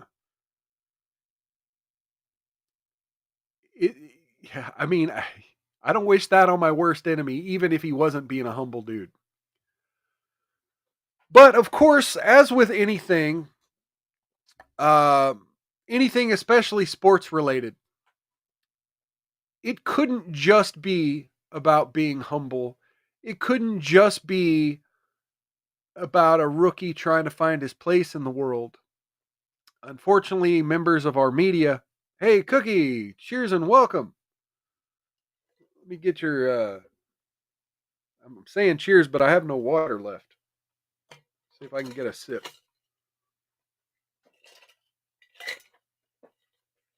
That's the stuff. Okay, let me get you a sound effect, Cookie.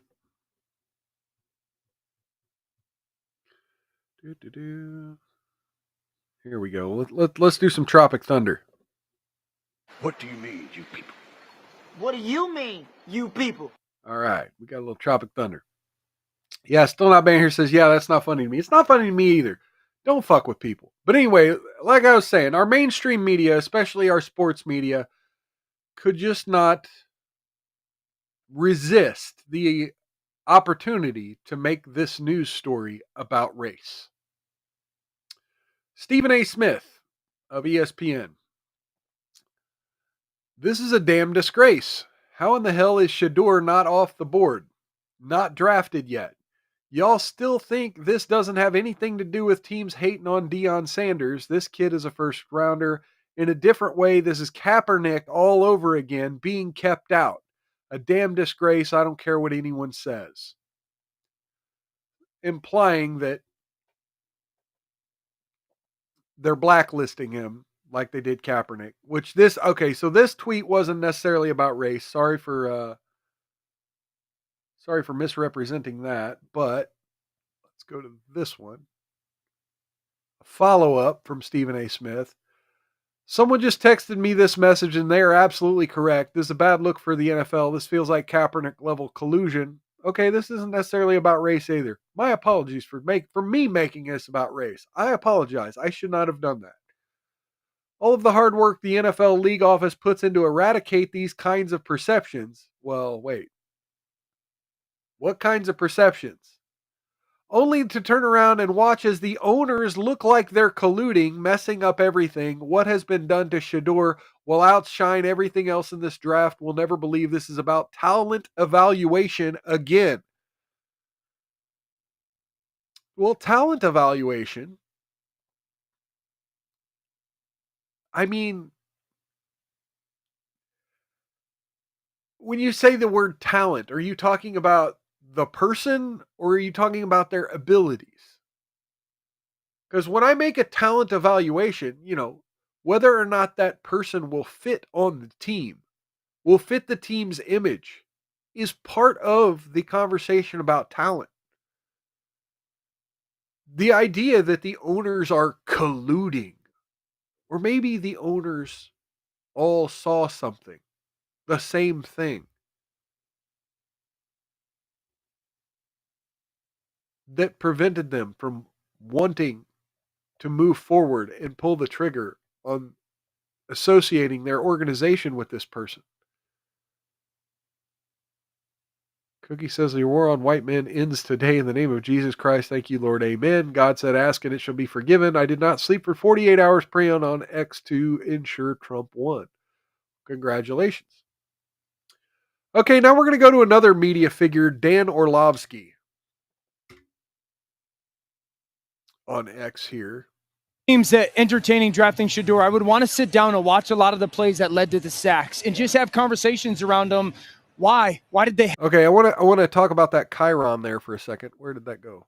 Number 2 QB prospect in draft. So, these were analysts saying that Shedeur was the second best quarterback in the draft. And I think he was taken 3rd or 4th as far as quarterbacks go. But I mean, for league wide, it was bigger.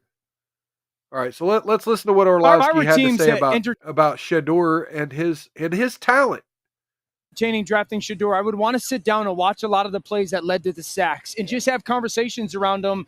Why? Why did they happen? Because for me, one of the big takeaways is there's too many situational, selfish sacks where they're unnecessary at times when you got points potentially on the board. This is 3rd and 3 from the 7-yard line. One, this ball should be thrown to the back part of the end zone once you see the safety drive. But that doesn't happen. It's 3rd and 3 from the 7, okay? And now all of a sudden it becomes 4th and goal from the 32. Again, this is 3rd down from the 28. Just throw this ball away. You lose the rep. The defense has won the rep. Throw it away. We've got a field goal shot from the 28. Okay. But instead, it's a 10-yard sack. So yeah, in other words, and then the non-dynamic athleticism.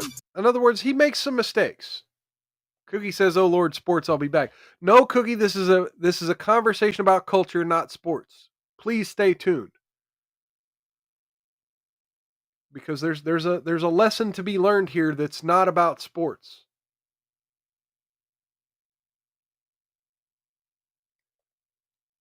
So, let's see here. Here's Shedeur Sanders after a game. Again, I don't know the context of this. This could be innocent for all I know. But here's after a game.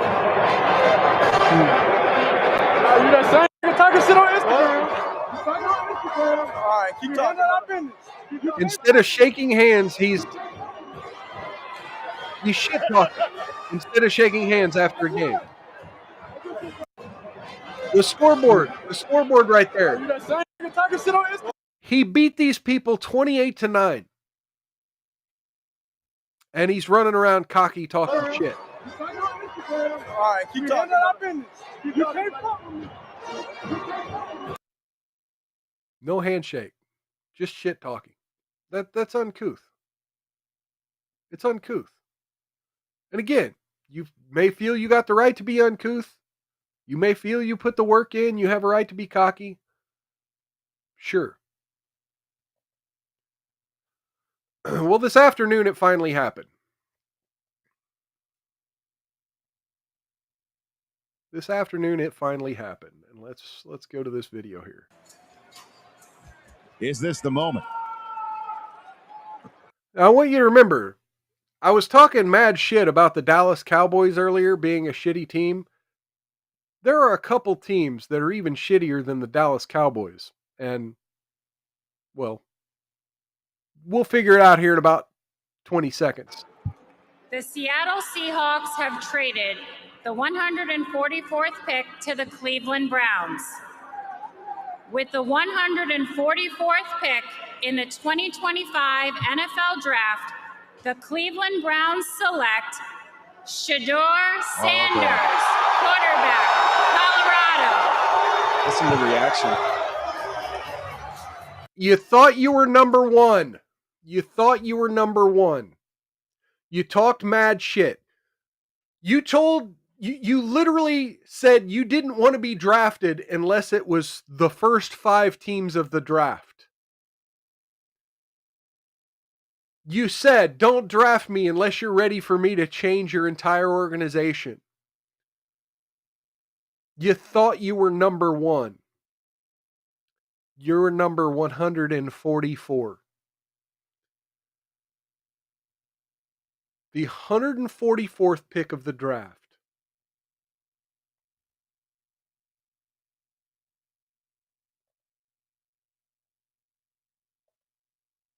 And now you're going to be playing for the Cleveland Browns.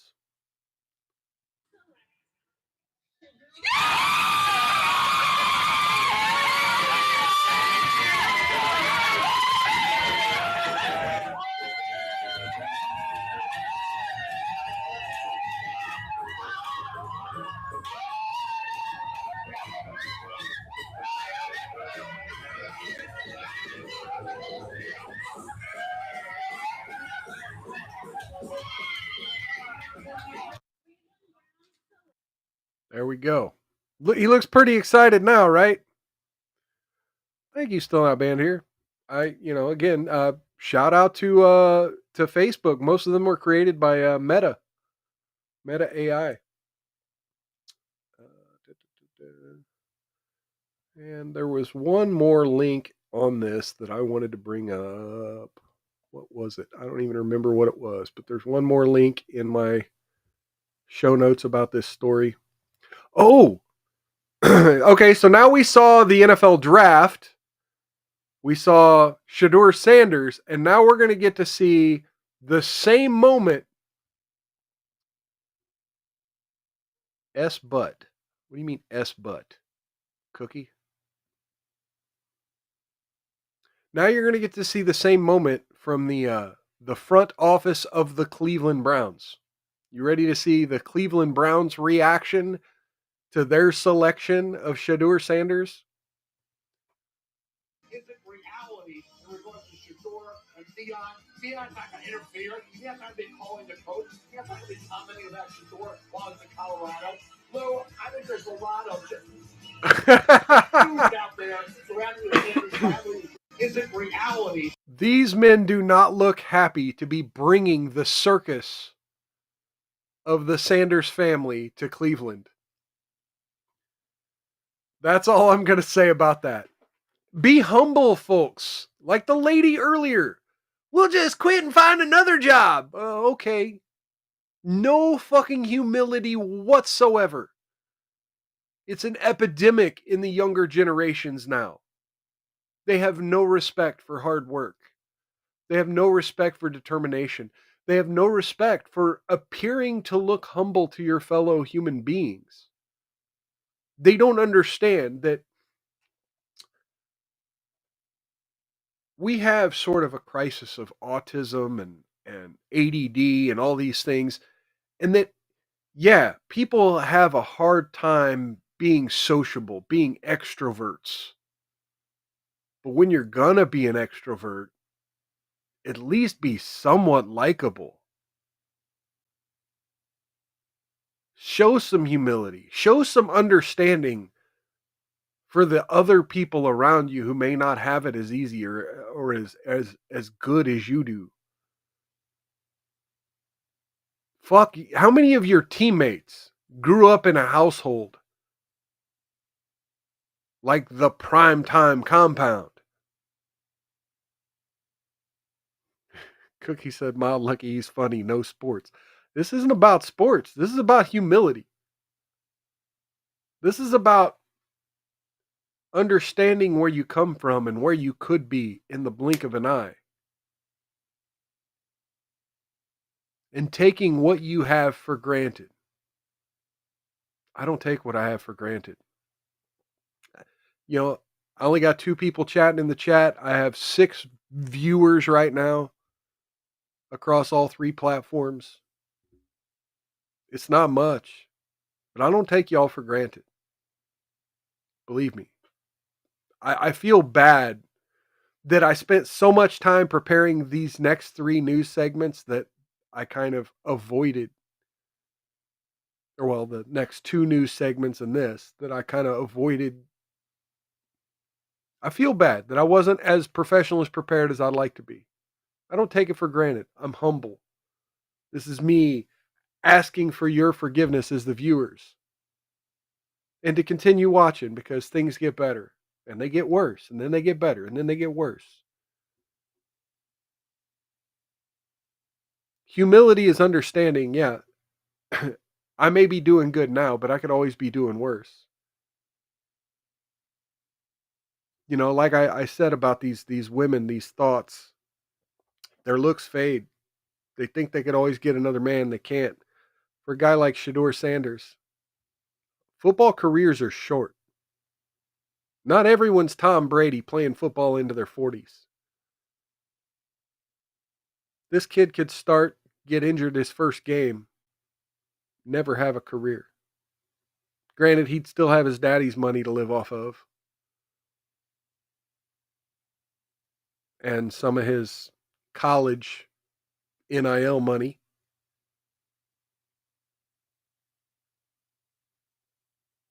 Yeah. Sanglane 86. Without you, there's nothing here. Humility can be taken too far. I mean, yeah, but again, especially in the entertainment industry, which, let's be honest, football is in the entertainment industry. There's no industry without an audience. There's no product without a consumer. So, I mean, I appreciate you, Sanglane. All right, let's move on to a much deeper topic. So we were covering a few times. We covered this Joe Rogan podcast with Douglas Murray and Dave Smith. We've covered it on this show a couple times now. We've talked a little bit about this, and again, I sometimes have to go back and reiterate some things and attack some narratives from new angles, or talk about how certain narratives have expanded and updated. And we've had a couple things happen in the last couple of weeks with the narrative we were talking about in regard to Douglas Murray. And I was really attacking the narrative from a standpoint of the appeal to authority fallacy, or the appeal to experts, right? The experts. You have to let the experts tell you how to feel about certain topics. And since then, there have been a couple more things happen. And I hate to focus so much on Dave Smith and Douglas Murray, because they were kind of the linchpin for what has now become sort of a conservative civil war across social media. And when I say they were the linchpin, don't get me wrong, there were fires brewing throughout the social media landscape. And we'll be kind of touching a little bit on figures like Candace Owens, Tucker Carlson. I'm saying these names because if I don't particularly say them later, I want you to know they're fresh in my mind. But yeah, Candace Owens, Tucker Carlson, Ian Carroll,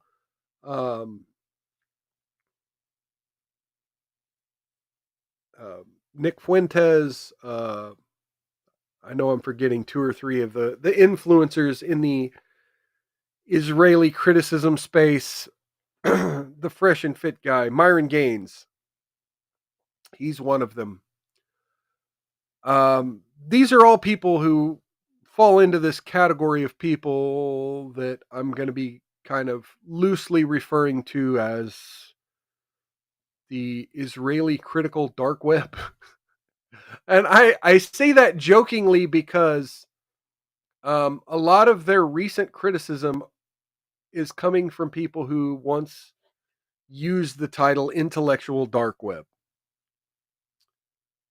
Cookie says, be concise, Mild. I'm trying to be concise. I'm really trying. Mild is now Western white women against the power of Jesus Christ, who says the USA will not continue to be 2.0 destruction. White women, Jesus Christ will not allow you to continue to allow you to H. Okay. Don't H, women. Don't like you to H. All right. But yes, the foremost of the intellectual dark web, not the Israel critical dark web, but the intellectual dark web. One of the foremost figures was also on the Joe Rogan podcast this week, Jordan Peterson. And Jordan Peterson had a lot to talk about the dangers that the right wing is currently going down. Much in the way that Douglas Murray was talking about the dangers that the podcast space is going down. And I kind of have a feeling that they were both trying to tell the same story with different words, different narratives, and different targets, kind of, but aiming at the same people. And so let's get into what Jordan Peterson had to say about the dangers of the right wing here, and let's get into some of his comments here, because I love Jordan Peterson in a lot of ways, but lately he's been a little questionable, and I have to ask some questions here. You also set that conversation up, but it poked up and made itself manifest in that conversation. So he's specifically talking about the Dave Smith debate with Douglas Murray here. And the issue is, how do you identify the psychopathic pretenders? And it's even worse now, and then make a barrier, right? Now, the right was calling for the left to do that for decades, and they didn't, and they couldn't. And the left is not good at drawing barriers, partly temperamentally. The right... And I just want to point out, I meant to look up, there was an old tweet from Brett Weinstein and a talking point that Brett Weinstein, also a member of this intellectual dark web, so to speak, where Brett Weinstein said, there's an easy line to draw with the right wing, and that's racism, Nazism. That's, the fascism, that's, the Hitler worship. He said, the white identitarianism, the white supremacy is the line on the right wing. And he said, the left wing, it's a little fuzzier, right? We don't know where to draw that line on the left wing. And he said, then he goes on to say it's probably DEI. Well, now here's Jordan Peterson saying, well, where do we draw the line on the right wing? Well, it was already literally written by your buddy. The problem is, you have the leftists who have defined everything as white supremacy. Well, what do we, the right wing, define as that clear line between white supremacy and a mistrust in versus a mistrust in government? It is somewhat better, but there's no shortage of monstrosity there. And so then the question is, how do you draw the line? And that's kind of what I was, because I've been watching these right-wing, they're not right-wing, these psychopathic types. Oh, they're not right-wing. Manipulate the edge of the conservative movement for their own gain. And a lot of that's cloaked in anti-Semitic guys. There's plenty of anti-Semitism on the left too, by the way. So it's not unique to the right. Well, but particularly now. Yes, particularly now. Right. And so, you've let your curiosity guide you, your curiosity and your desire for knowledge, this quest, you've let that guide you as a podcaster. And by the way, I'm trying to work through exactly the same sort of thing.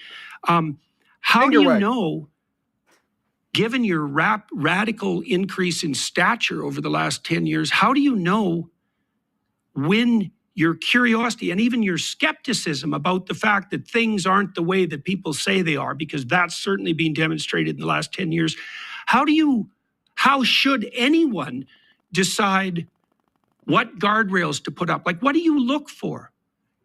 Do you have a conceptual system worked out for that? Like, because Now, I want you to remember this clip later, specifically the finger wagging, and I have a very shitty short-term memory, so please remind me of that too, because there'll be a clip later. I'm going to kind of replay some of the Douglas Murray stuff, and I want you to compare. You know what? Let me just fucking do it now. Why don't I just do it now? Let's compare and contrast. I think this is it. Let's compare and contrast what Douglas Murray said at the very beginning of his appearance on Joe Rogan with what you just heard from Jordan Peterson. You agree on a lot of things, and I bet you disagree on a lot of things. And it'd be fascinating to see your perspectives on these things. So that's why you're here together. Okay. And Well, Douglas can I ask you something? Yes, sir. Since the war in Israel began, and since the war in Ukraine began, you've had quite a lot of people who are very against both in different ways. Yes. Do you think you've had enough people on who are supportive of either war? I don't know that word enough. If that. Okay, so I want to stop that right there because again, it's. I'm asking you to compare the two because both men, like, jumped right into the. Well, you have a responsibility, Joe. What are you doing? And Douglas Murray kind of cloaked it in, being on the right side of war, whereas Jordan Peterson was a little more overt. And, how do you make sure that you're not playing into the anti-Semitic narrative, right? The psychopaths at the extremes of the right wing or using the right wing for their benefit.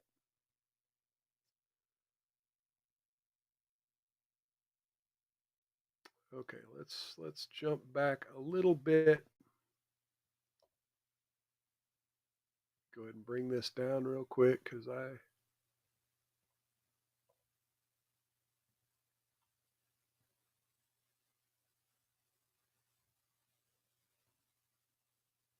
Oh, nope, that's not what I wanted. Or maybe it was. Okay, so another thing that's been happening amongst all of this. So that's Jordan Peterson directly calling, the list of names of people who I mentioned earlier. That was a direct pointing the finger at those people. Pointing the finger at people like Candace Owens, Tucker Carlson, Ian Carroll, Myron Gaines. The list goes on and on. And calling them essentially anti-Semitic. Now, are they anti-Semitic? Maybe.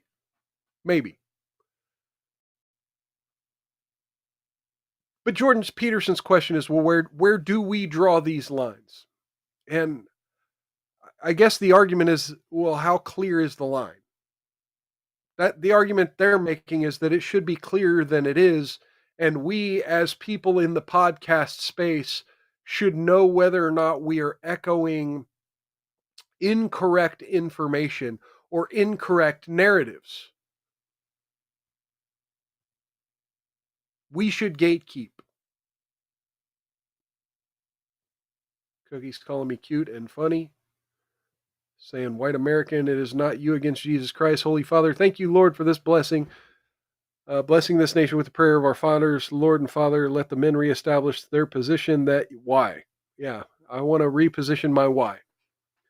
All right. But another person aligned with the Douglas Murrays and Jordan Petersons of the world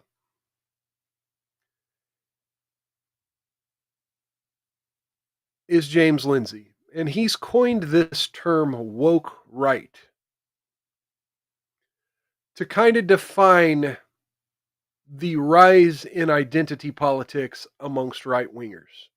The rise of identitarianism amongst right-wingers. He's now coined this term woke right. And this has become now something being wildly discussed on the right wing, whether or not there is a woke right that's as dangerous as the woke left, whether it's, the same kind of DEI policies just being applied to white people. And so let's let James Lindsay describe some of this himself. This is an appearance on the Rubin Report Dave Rubin, yet another one of the intellectual dark web types. Anyway, before we started recording with you guys, because our friend Konstantin Kisin from the Trigonometry podcast, he put up on Konstantin Substack Kissin's an yet article another about one. something that's been kind of brewing online. And I'm just going to read you one line of it, and I want your take. Podcastistan is a place where people scold the mainstream media for failing to live up to their standards while having none of their own. I want to stop that right there and say, okay, well, as a podcaster, let me address this.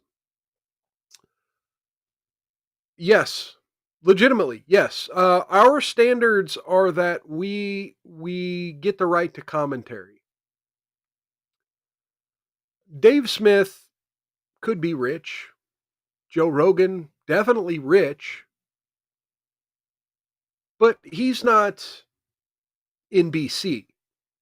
He's not CBS.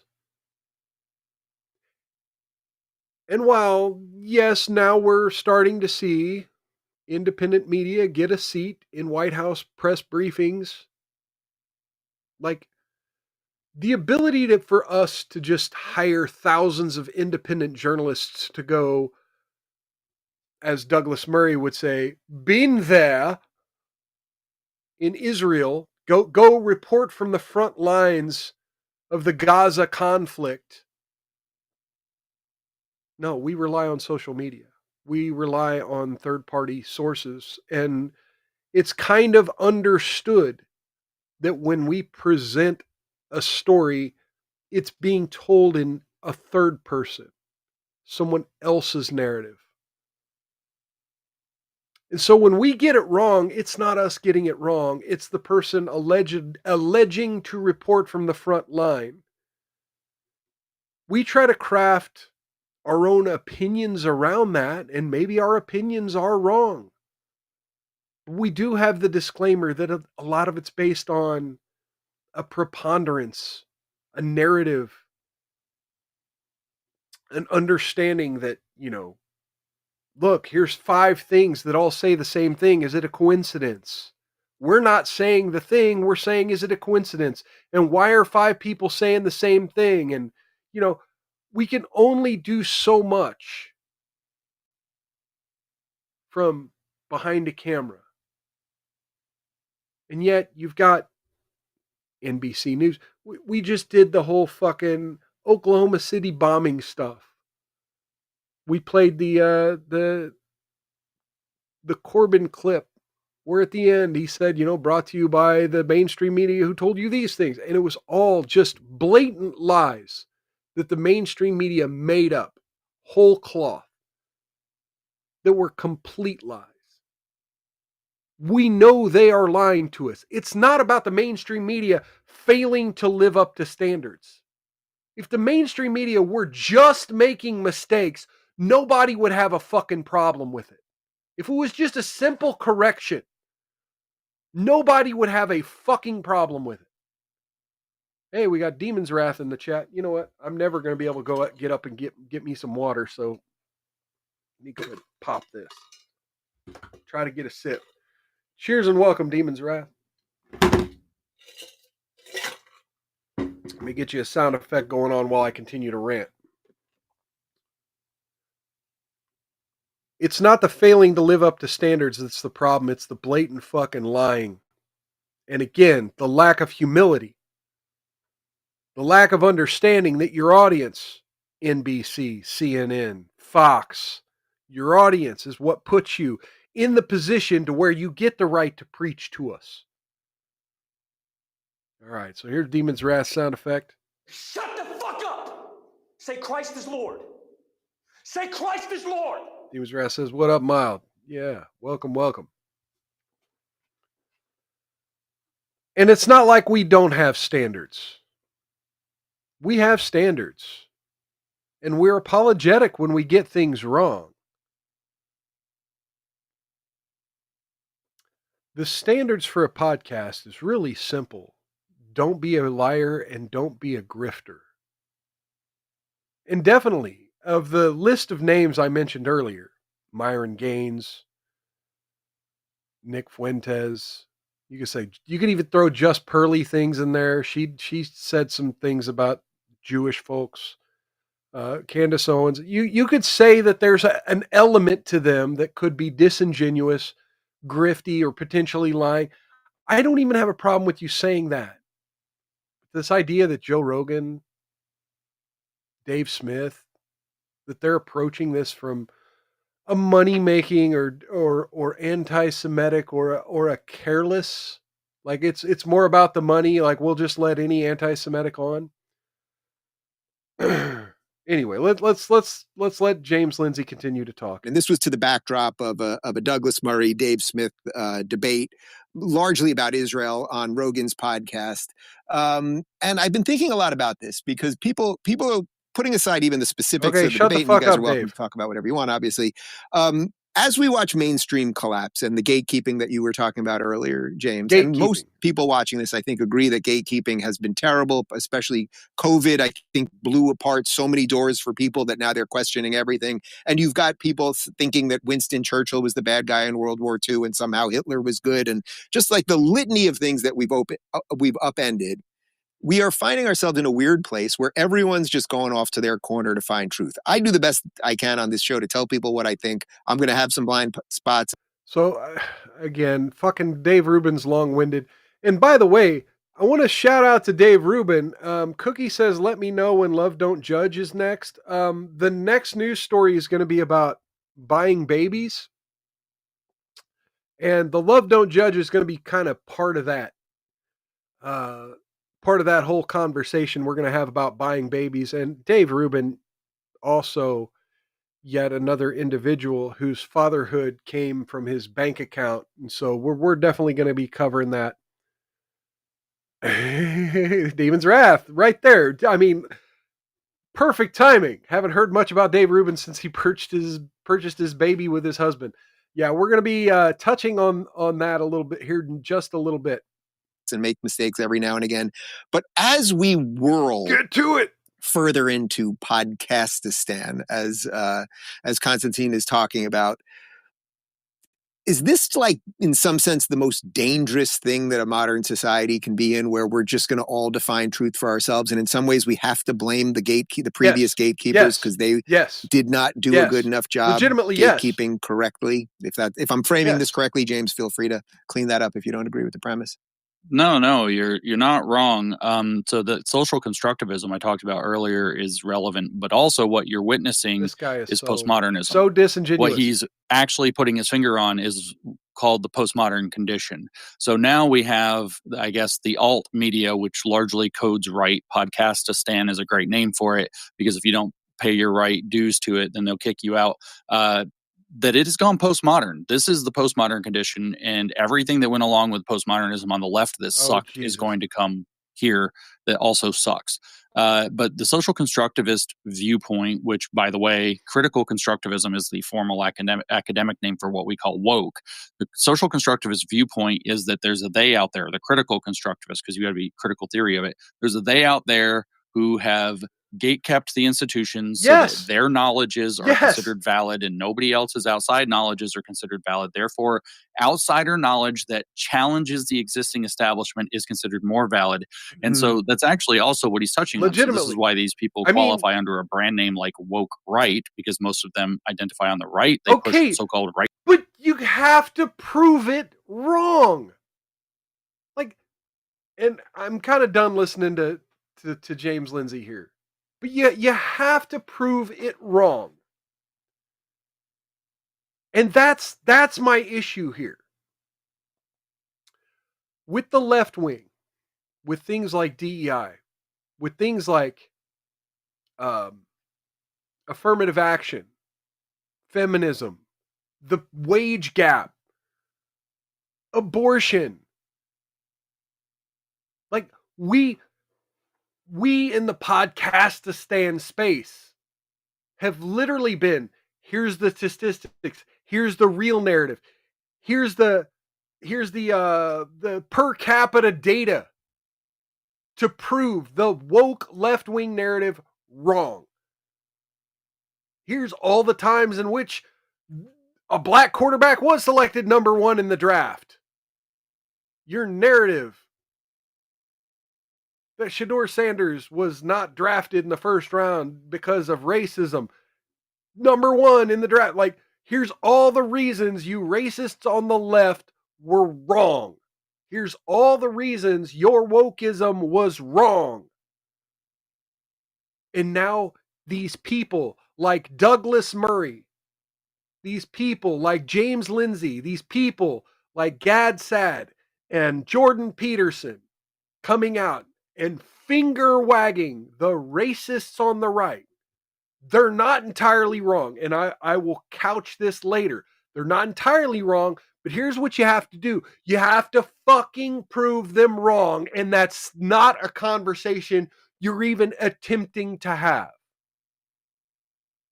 And this is why the gatekeepers, you fuckers, the gatekeepers of conservatism, you people who claim to speak for the right, you are the woke right.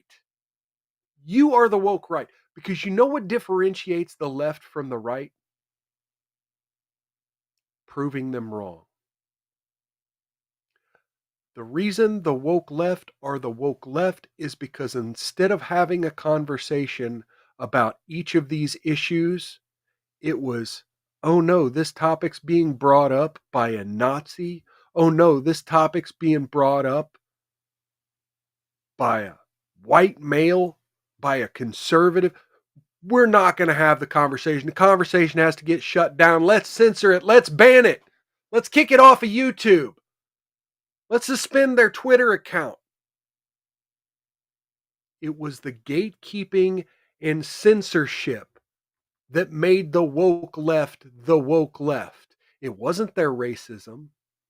It wasn't their identitarianism.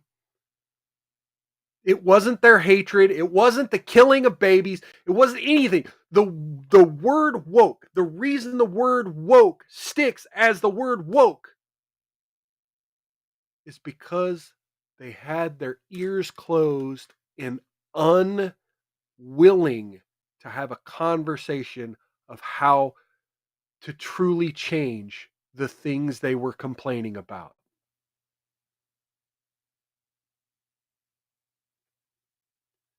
And I've got so much more clips to play, or at least links on this topic. Oh my God, I was worried about filling time earlier. So here's James Lindsay. I want you to take note of this. So I just talked to a reporter at the New York Times about the woke right for 2 hours. Now, folks, if you're not familiar with the New York Times, they're far leftists. They are the woke left. And let me tell you, right now, the far left, and we're going to get into this. This is the next story, is that the far left are grasping at straws to make the right look more divided than we are, to make conservatism more divided than what they are. And the idea that James Lindsay would speak on behalf of conservatives about how we feel about the woke right, pretty fucking genuine, huh? I don't buy it. I don't buy it. And I'm not going to gatekeep James Lindsay. I'm not going to gatekeep Jordan Peterson. They want to continue to call themselves conservatives. You want Dave Rubin to continue to call himself a conservative? Feel free. You just got a funny... You're advocate. You're being an advocate for censorship, being an advocate for gatekeeping. Conservatives don't do that. I mean, they literally don't do that. There's a reason we believe in the free market. The free market will gatekeep for you.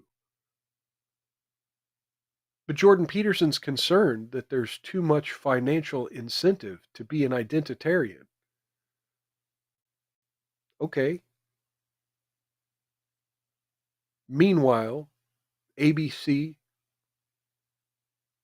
CBS, like every Disney, Warner Brothers, everything you look at has identitarianism in it. I'm not necessarily, and this is where I said in a minute I would couch my statements about the other people I mentioned earlier. I'm going to make it clear. I'm not necessarily on Nick Fuentes' side. I'm not necessarily on Candace Owens' side. I'm not necessarily on the side of all the people I mentioned earlier, Tucker Carlson. I'm not on this super anti-critical of the Jews side. But at the same time, you got to prove them wrong. You got to prove them wrong. And for me, where I think they get it wrong is the identitarianism with the collectivism. Winding all the way back to what I said at the beginning of this. Winding all the way back to what I say and Brett Weinstein said. It's very clear where you draw the line in the right wing. Fascism, white supremacy, those are clear lines that are warning signs on the right. And feel free to be a white supremacist. I'm not telling you not to be. But the Overton window, when that Overton window starts shifting and when we start having these political conversations, this is what takes me back to, again, what Konstantin Kisin was saying about the Podcastistan. We don't have standards. No, we have standards. Our standards are quite simple. To have a moral understanding and to have a philosophical conversation about what the hell we're talking about. We don't have to have the data right. We don't even have to have the understanding. We don't have to have been there, as Douglas Murray would say. We have to have an understanding of right and wrong, of whether or not war and killing babies is a virtue. We can meet halfway and say it's an unfortunate reality of war. But the idea that this is noble, no. And again, I'm not going to get in the weeds talking about the Israeli-Gaza conflict. But you got to prove them wrong. The problem is, you're so concerned with who's platforming Candace Owens, with who's platforming Ian Carroll, with who's platforming Dave Smith. You could take a 2-minute clip of any of those people, any of the claims they're making, any of the things they're saying. Do what we all do. Take a clip, put it out, make a podcast-a-stan of your own. Challenge the ideas, challenge the narrative, challenge the conversation. Address the problems with the philosophy. But doing what Jordan Peterson did, going on Joe Rogan, wagging his finger that Joe Rogan might be platforming, psychos? Is that what he said? Did he say? He said psychos, right? I'm not imagining that. Still not been here. Are we doing Love Don't Judge too? Yes, I'm gonna keep going. We might go another hour past this. Because I'm about to shift gears into the baby buying stuff here. I want to do another clip of Douglas Murray. I had like 3 more clips, but I don't want to beat the point up too much, and I've already kind of gone there. Yeah, the Joe Rogan thing, it's interesting. It seems to have sort of blown up. I don't really keep an eye on that kind of thing, but I gather some people just don't understand the point I was trying to make, which was, I love Joe. He's a friend. But for the last 18 months, 2 years, he's had almost no voices in who are supportive of the Ukrainian people. Why does he have to? Why does he have to? Why don't you start your own podcast and have pro-Israeli and pro-Ukraine voices on?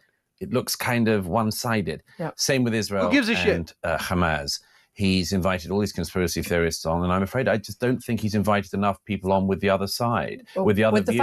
With the facts. And the one I really mind... Okay. It's fucking gold. I don't know what channel this is he's on. Hang on. Let me bring this down real quick and see if it tells me. in the caption. Talk TV, what is that on? DAB Plus Radio?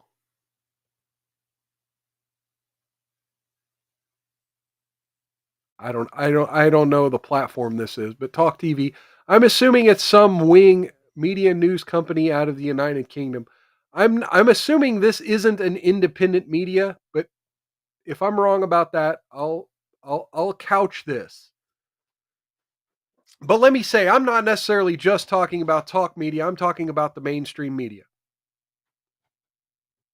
Are you trying to tell me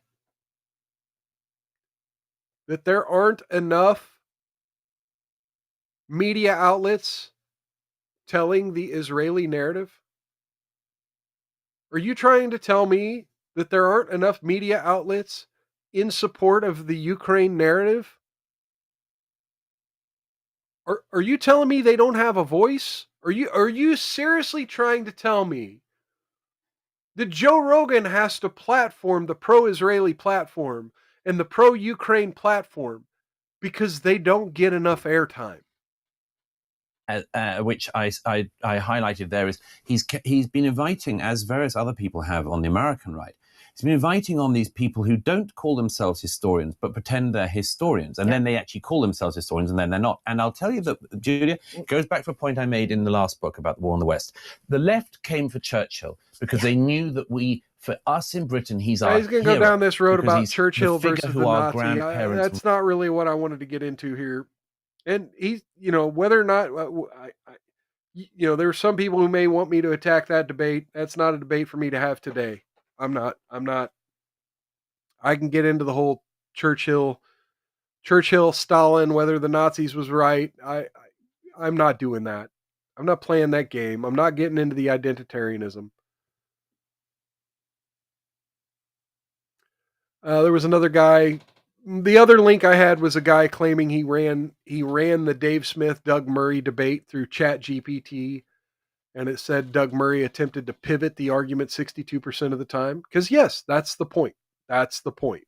Never address the claims being made. Address the morals of the person making it instead of addressing the morals of the topic. All right, I'm going to move on now.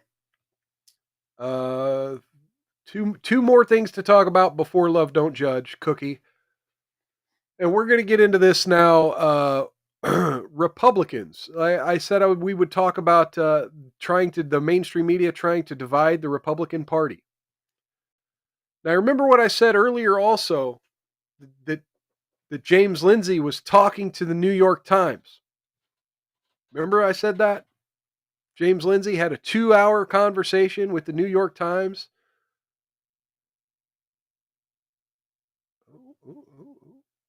Nope. Well, here's a journalist for the New York Times. I don't have his name. Shit. I don't have his name. Shit. But anyway, here's a journalist for the New York Times on Bill Maher's show talking about what he's heard from Republicans. My summary of the first 100 days is that the bad news is it's the worst first 100 days in U.S. presidential history. I can't think of a presidency that had it worse. But the good news, I think, for the country is it's the worst. Whoa. All the death and unemployment under the Biden administration. You don't think that was a worse 100 days than what we've seen the past 2-3 months? First 100 days in U.S. presidential history. For precisely the reason that you suggest, Bill, which is that a lot of the country that voted for President Trump because they didn't like the course of the country under his predecessor, because they were mad, because they thought stuff needed to be broken up and disrupted, are waking up to the reality of just how much worse it can get. And I'm hearing from so many friends who voted for Trump, who remember the first Trump administration as being an era. Your friends. No. You're a journalist with the New York Times. I'm assuming you live in Manhattan. You're telling me you had Trump supporter friends.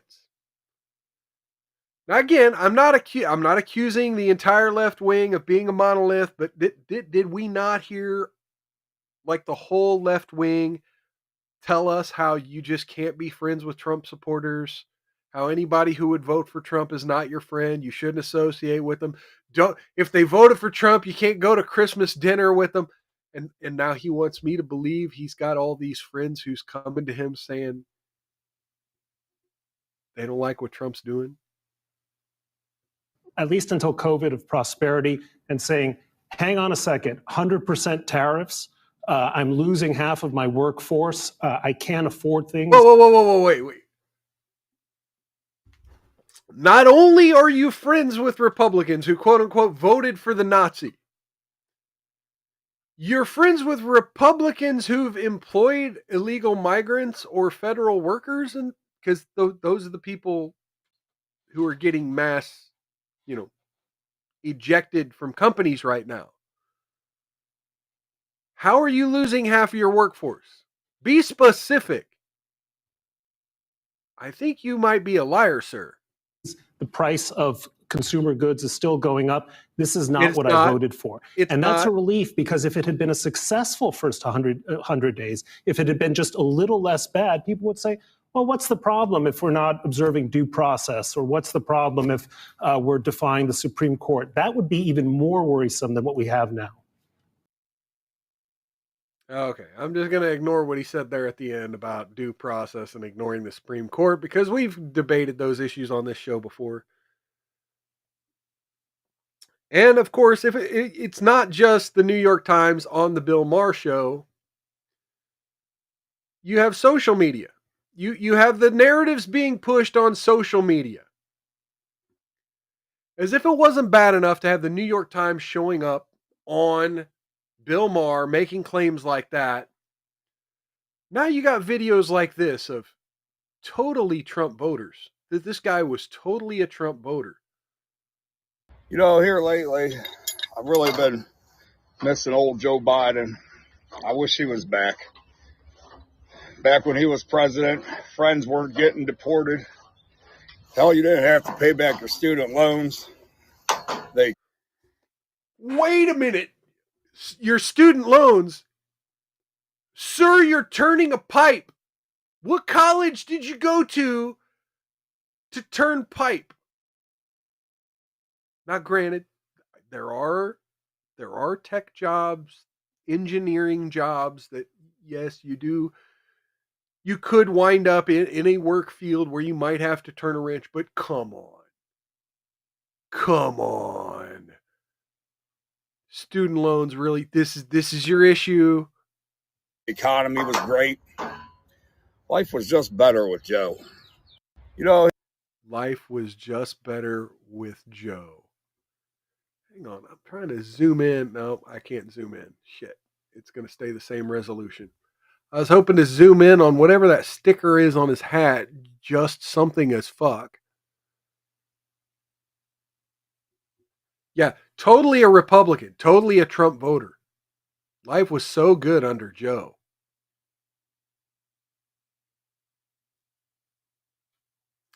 Folks, the DNC, and you guys still not banned here saying this has to be fake. Yeah, I'm not opposed to considering that might have been created by a right winger to mock the left wings, what left wingers being desperate for this kind of shit. But it's worth part of the conversation we're having here that they've had to manufacture division amongst the right wing on Donald Trump.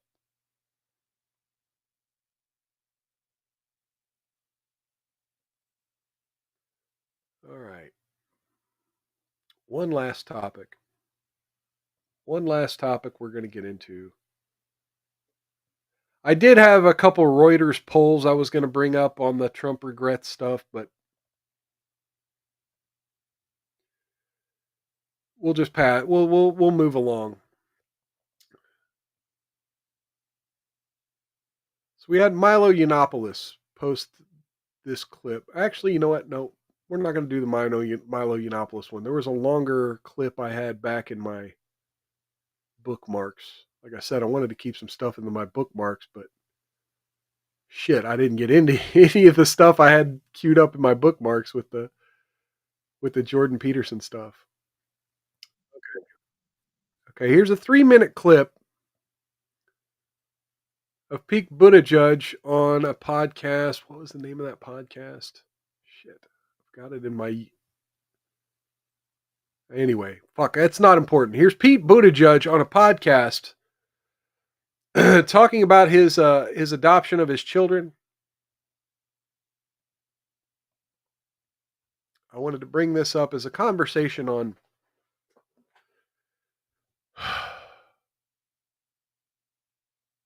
cultural appropriation, I guess, is the best way I could say. I wanted to kind of talk a little bit about cultural appropriation. And let's do this. Let's bring up Pete Buttigieg here. Have you thought about when your son gets older, his experience in the world probably different from yours? How would you have those combos with him? Or even, let's say, your daughter, learning to deal with her hair. It's going to be a little difficult. How have you thought about these things? Do they concern you? Yeah, we think about it all the time, and it's not like we have it all figured out. So we were in... but if anybody knows how important identity is, of course. So we were in what's called a surprise. Okay, so if you're not familiar, Pete Buttigieg is a gay male. A gay man. Was transportation secretary under the Biden administration. He and his husband have adopted 2 African-American children. And this is him kind of talking about the experience of 2 white men raising 2 African-American children. This adoption scenario. So we literally I was at work. I was traveling. We got a phone call. Chaston called me. And the next day, we were in a rural Midwestern hospital holding him in our arms. And they were 1 day old. Wow. It was like that. From normal life to So when you're a rich politician and you got enough money, you can get children in just no time. And by the way, it's twins. Which was amazing. You didn't know it was twins before. We were just on a list. Wow. We said that we were willing to adopt, or we wanted to adopt. We said that we wanted to adopt without regard for race. By the way, anybody who says race is not a thing in this country should experience an adoption process where there are literally different lists. If you say that you want a white kid only, versus if you say that doesn't matter. Wow. Literally a different list. What is that? What do you mean by that? The list for white kid only is longer. And not only that. Oh, really? There was actually a discount, or you didn't have to pay a deposit. Come again? What was that?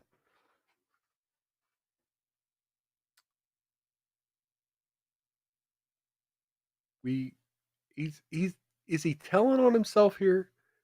Is he saying that we bought black kids because they were cheaper and we could get them quicker? Is this what he's saying? Now again, I don't want to be disingenuous, right? I don't want to be super disingenuous here. But it sounds like, yes, Rusty Rivers buying discount children. It sounds like after 5 years of hearing the phrase Black Lives Matter, now we're hearing Black Lives are on sale. That it kind of sounds like that. I don't want to be disingenuous. And look, I want to be very fair to anyone in Pete Buttigieg's position. I sort of get it. Don't be a bigot. If you're going to adopt, all children deserve to be loved. I mean, I know there are going to be identitarian people who might see this and completely disagree with me, but no, I think all children deserve a chance to be loved and a chance to grow up to be noble, humble individuals, the kind of people I was talking about earlier, and contrasting them with so many people who are not loving and humble. I think all children deserve a chance at that. So yeah, I if I was in Pete Buttigieg's position of and we'll get into this whole narrative too, not being able to have children and wanting children and being able to adopt and love a young life and help it grow to be something more. Yeah. I don't know that I would make race a huge issue in that. Now, I do find it funny that they kind of push back at him and say, well, your kid's going to have a harder time than you. Well, it doesn't necessarily have to be that way, man. Yeah, his kid will be black, and that'll be kind of harder to navigate in some areas. But that'd be no different than a black family trying to raise a white baby. They would also have a challenge in understanding how that white baby needs to grow up in its community. So yeah, fuck the identitarianism aspect of it. However, yes, Pete Buttigieg has purchased 2 African American people and is raising them. Oh shit. What the hell happened here? Where's my camera? There it is. Which brings me back to Dave Rubin and some of the criticism that the LGBTQ community has gotten in recent months about this whole idea of purchasing children. Now, adoption is one thing. The adoption process, there are enough barriers in the adoption process that I'm less worried about someone like Pete Buttigieg. But let's be honest, I still have some concerns, and I'm about to spew them.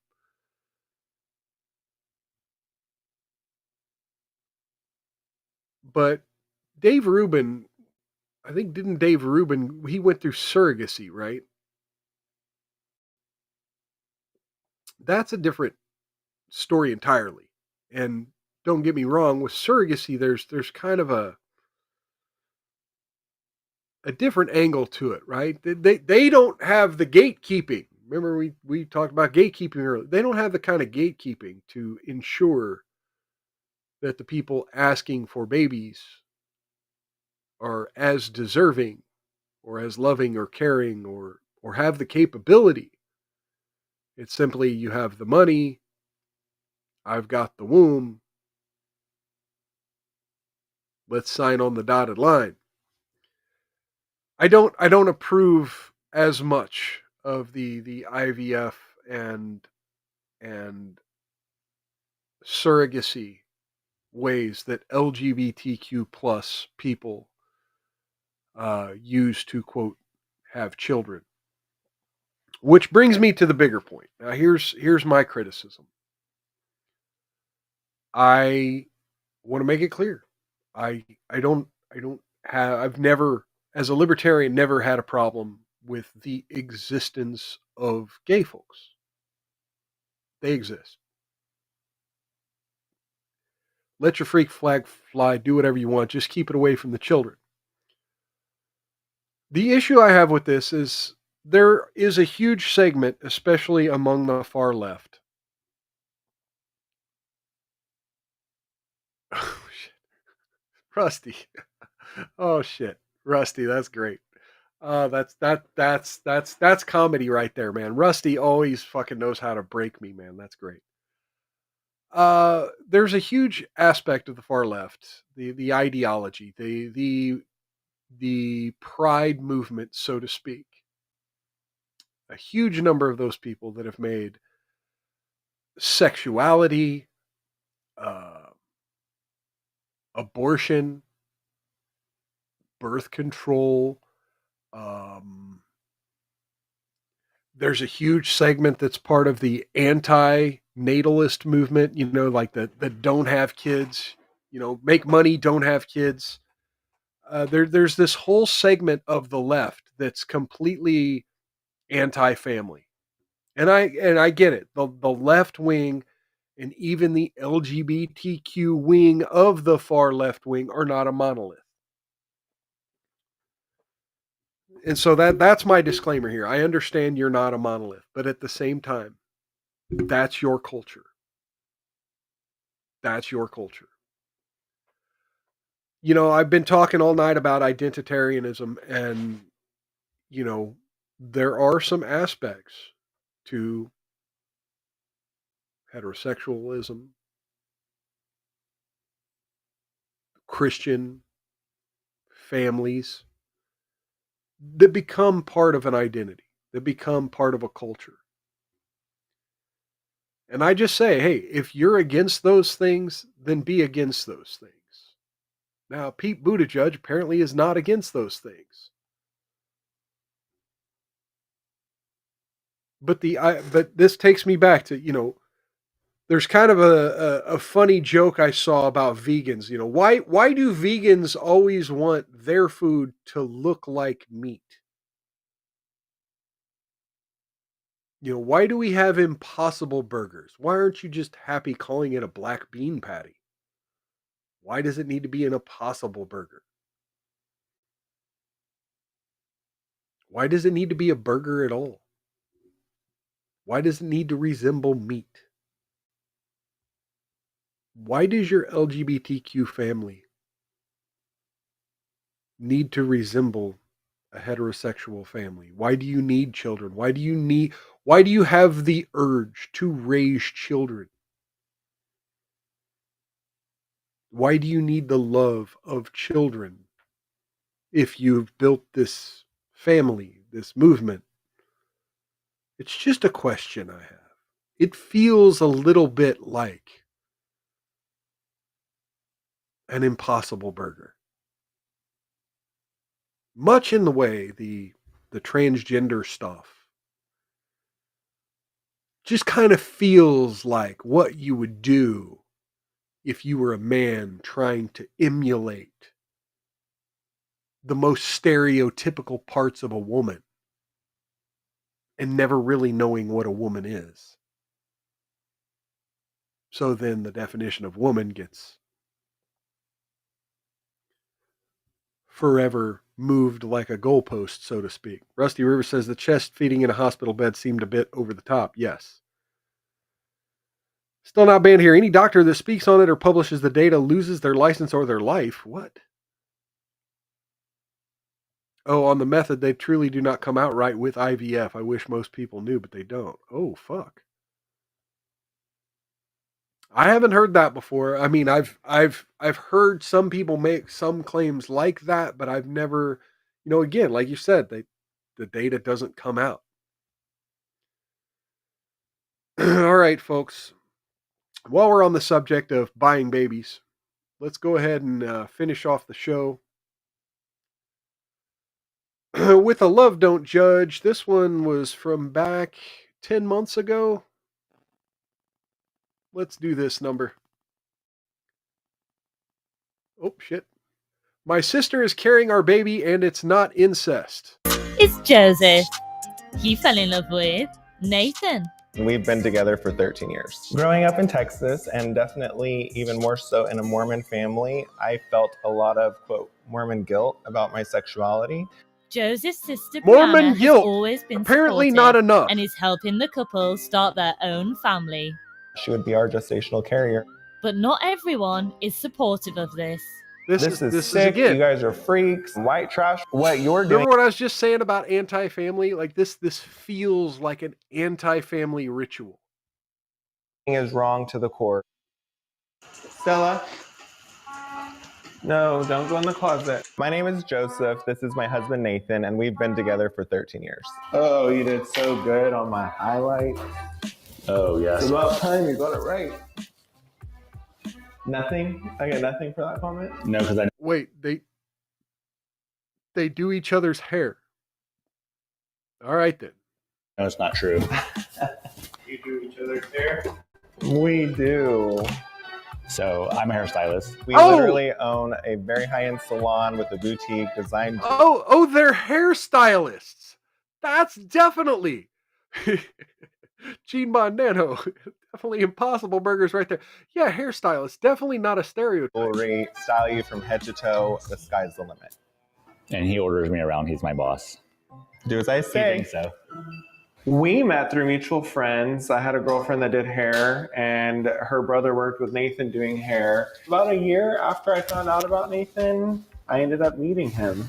I didn't go into it thinking I would ever date him. He wasn't necessarily my type. Once we realized that we had a... Okay, so do you think I could pull off its hairstyle? Do you think I could pull that off? good chemistry, friendship-wise, that's when the romance this hairstyle developed. right here. Oh, I'm sorry. And let me go back. When he says I wasn't his type, fabulous and funny and, all the good things. We've been together for about 13 years. Oh, yeah, I forgot. I owe Gene Bondano a sound effect here and a cheers. So, yeah, cheers and welcome to Gene Bondano. Just enough water left, and I'll give you the I love refrigerators. I love refrigerators. All right, good seeing you. Good seeing you. And then Cookie says, mild Asian dudes trying to get with me. They married or too short. And then Gene Bondano says, I'm long-haired too, but not gay. And then Sangland, ex-Mason guy claiming they're witches is starting to sound possible. Oh, I got to hear this.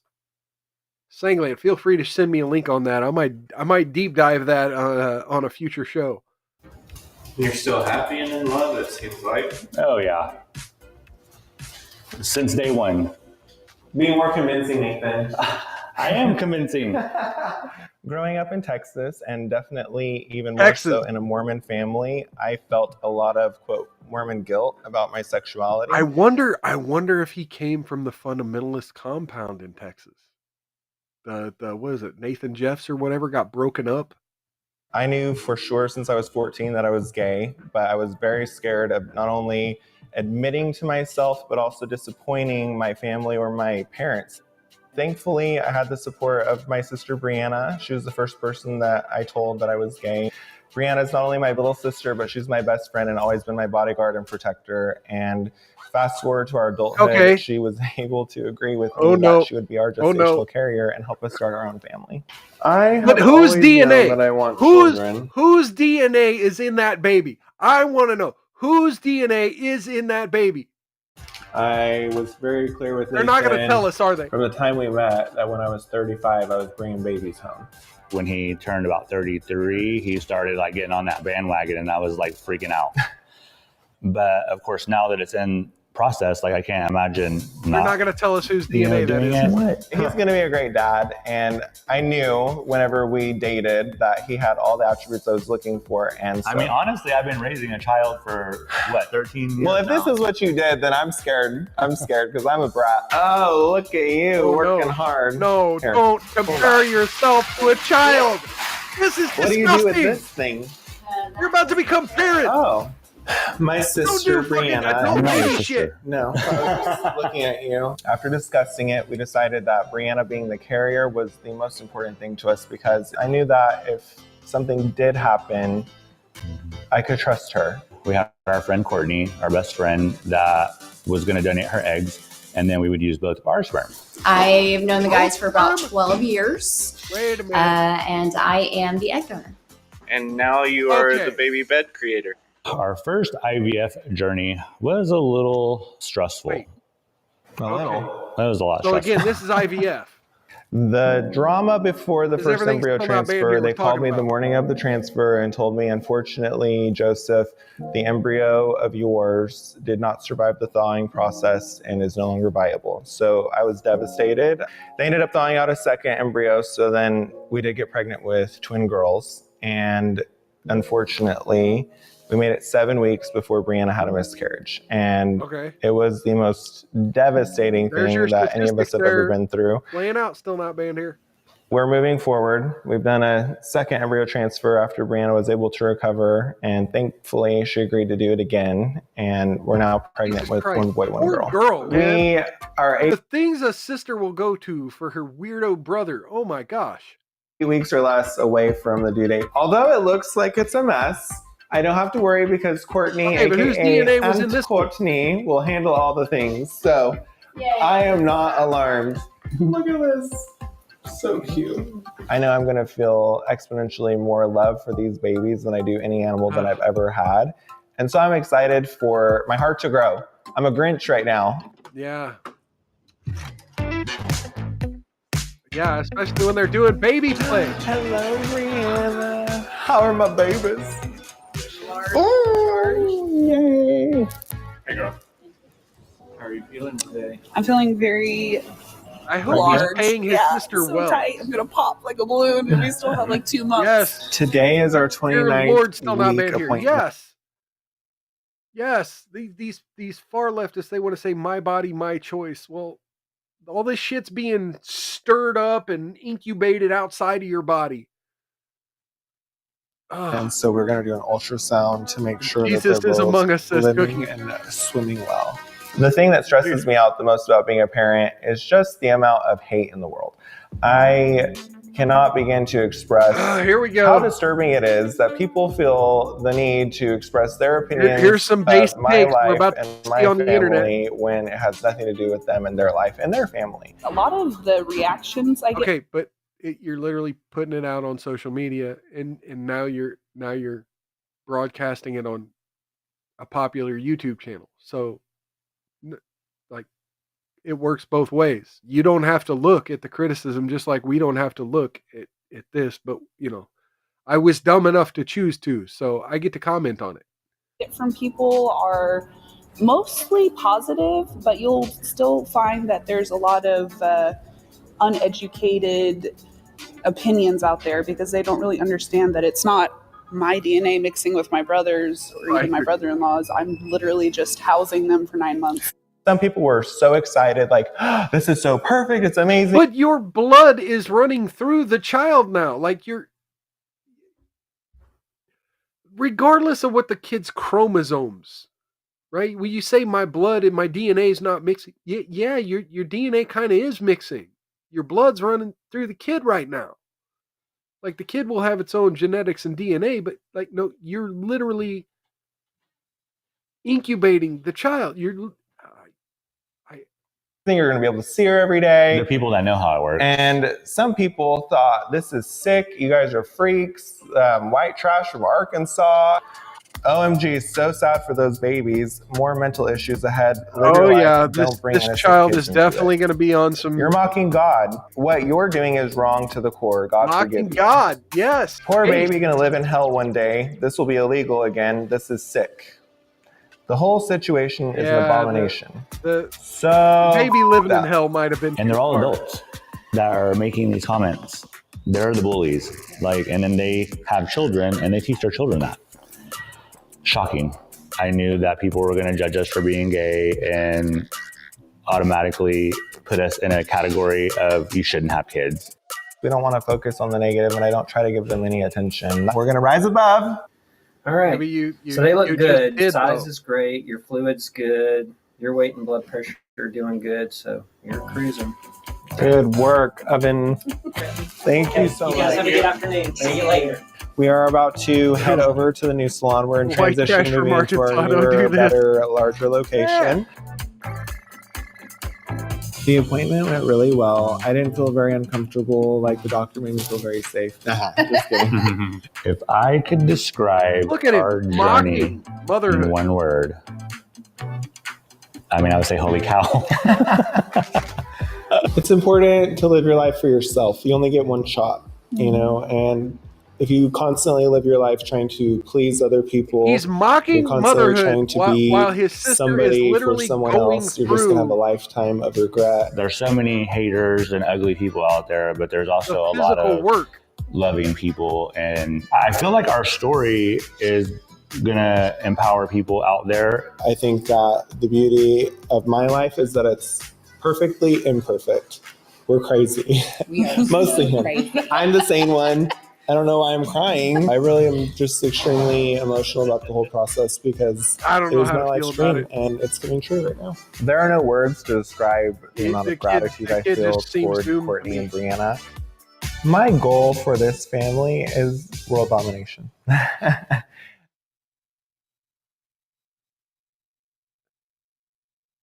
When you're so gay that you need two women to have a complete family. When you're so attracted to men that you need 2 women to complete your family.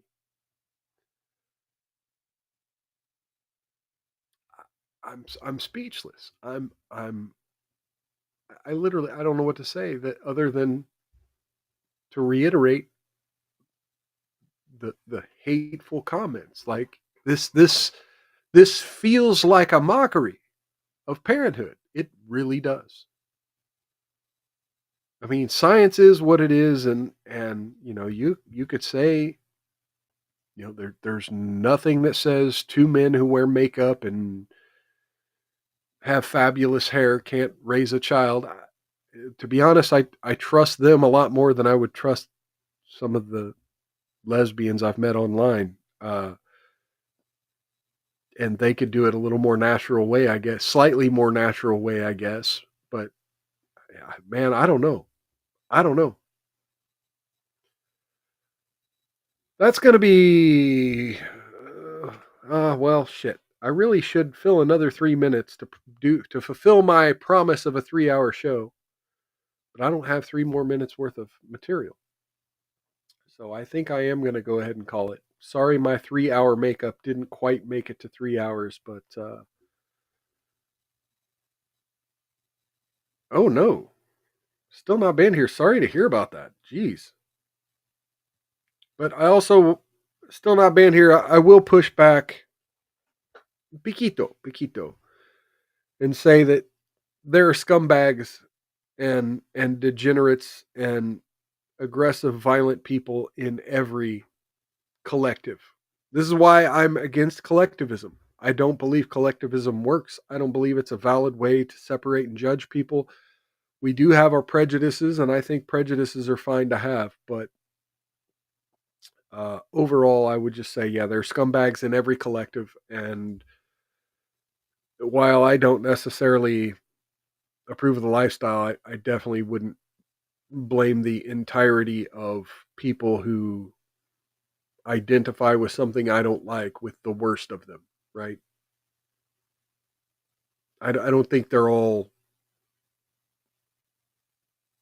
yeah.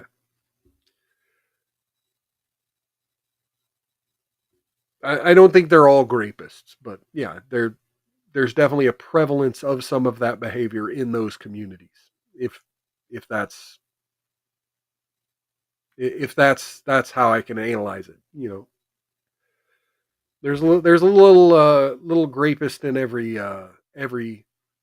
demographic you can pull up. There's going to be some grapists and some violence and some scumbag behavior. It's more prevalent in some communities than others, and I'll just leave it at that. So yeah, I will be back here. Tomorrow's Sunday. I will not be back here Sunday. Probably not Monday either. I'll be back here for the normal Wednesday show on this channel. Over on my gaming channel, I'll be continuing my newbie knowing nothing about Dungeons and Dragons attempt at playing Baldur's Gate 3 as I continue to try to finish off Act 2 of Baldur's Gate 3. I'll be continuing that on Tuesday at about 5 p.m. over on my gaming channel. Links down in the description. And I'll be back right here for Mild's Culture Played every Wednesday and Saturday, 6 p.m. Central. Well, I say every Wednesday and Saturday, but I may change.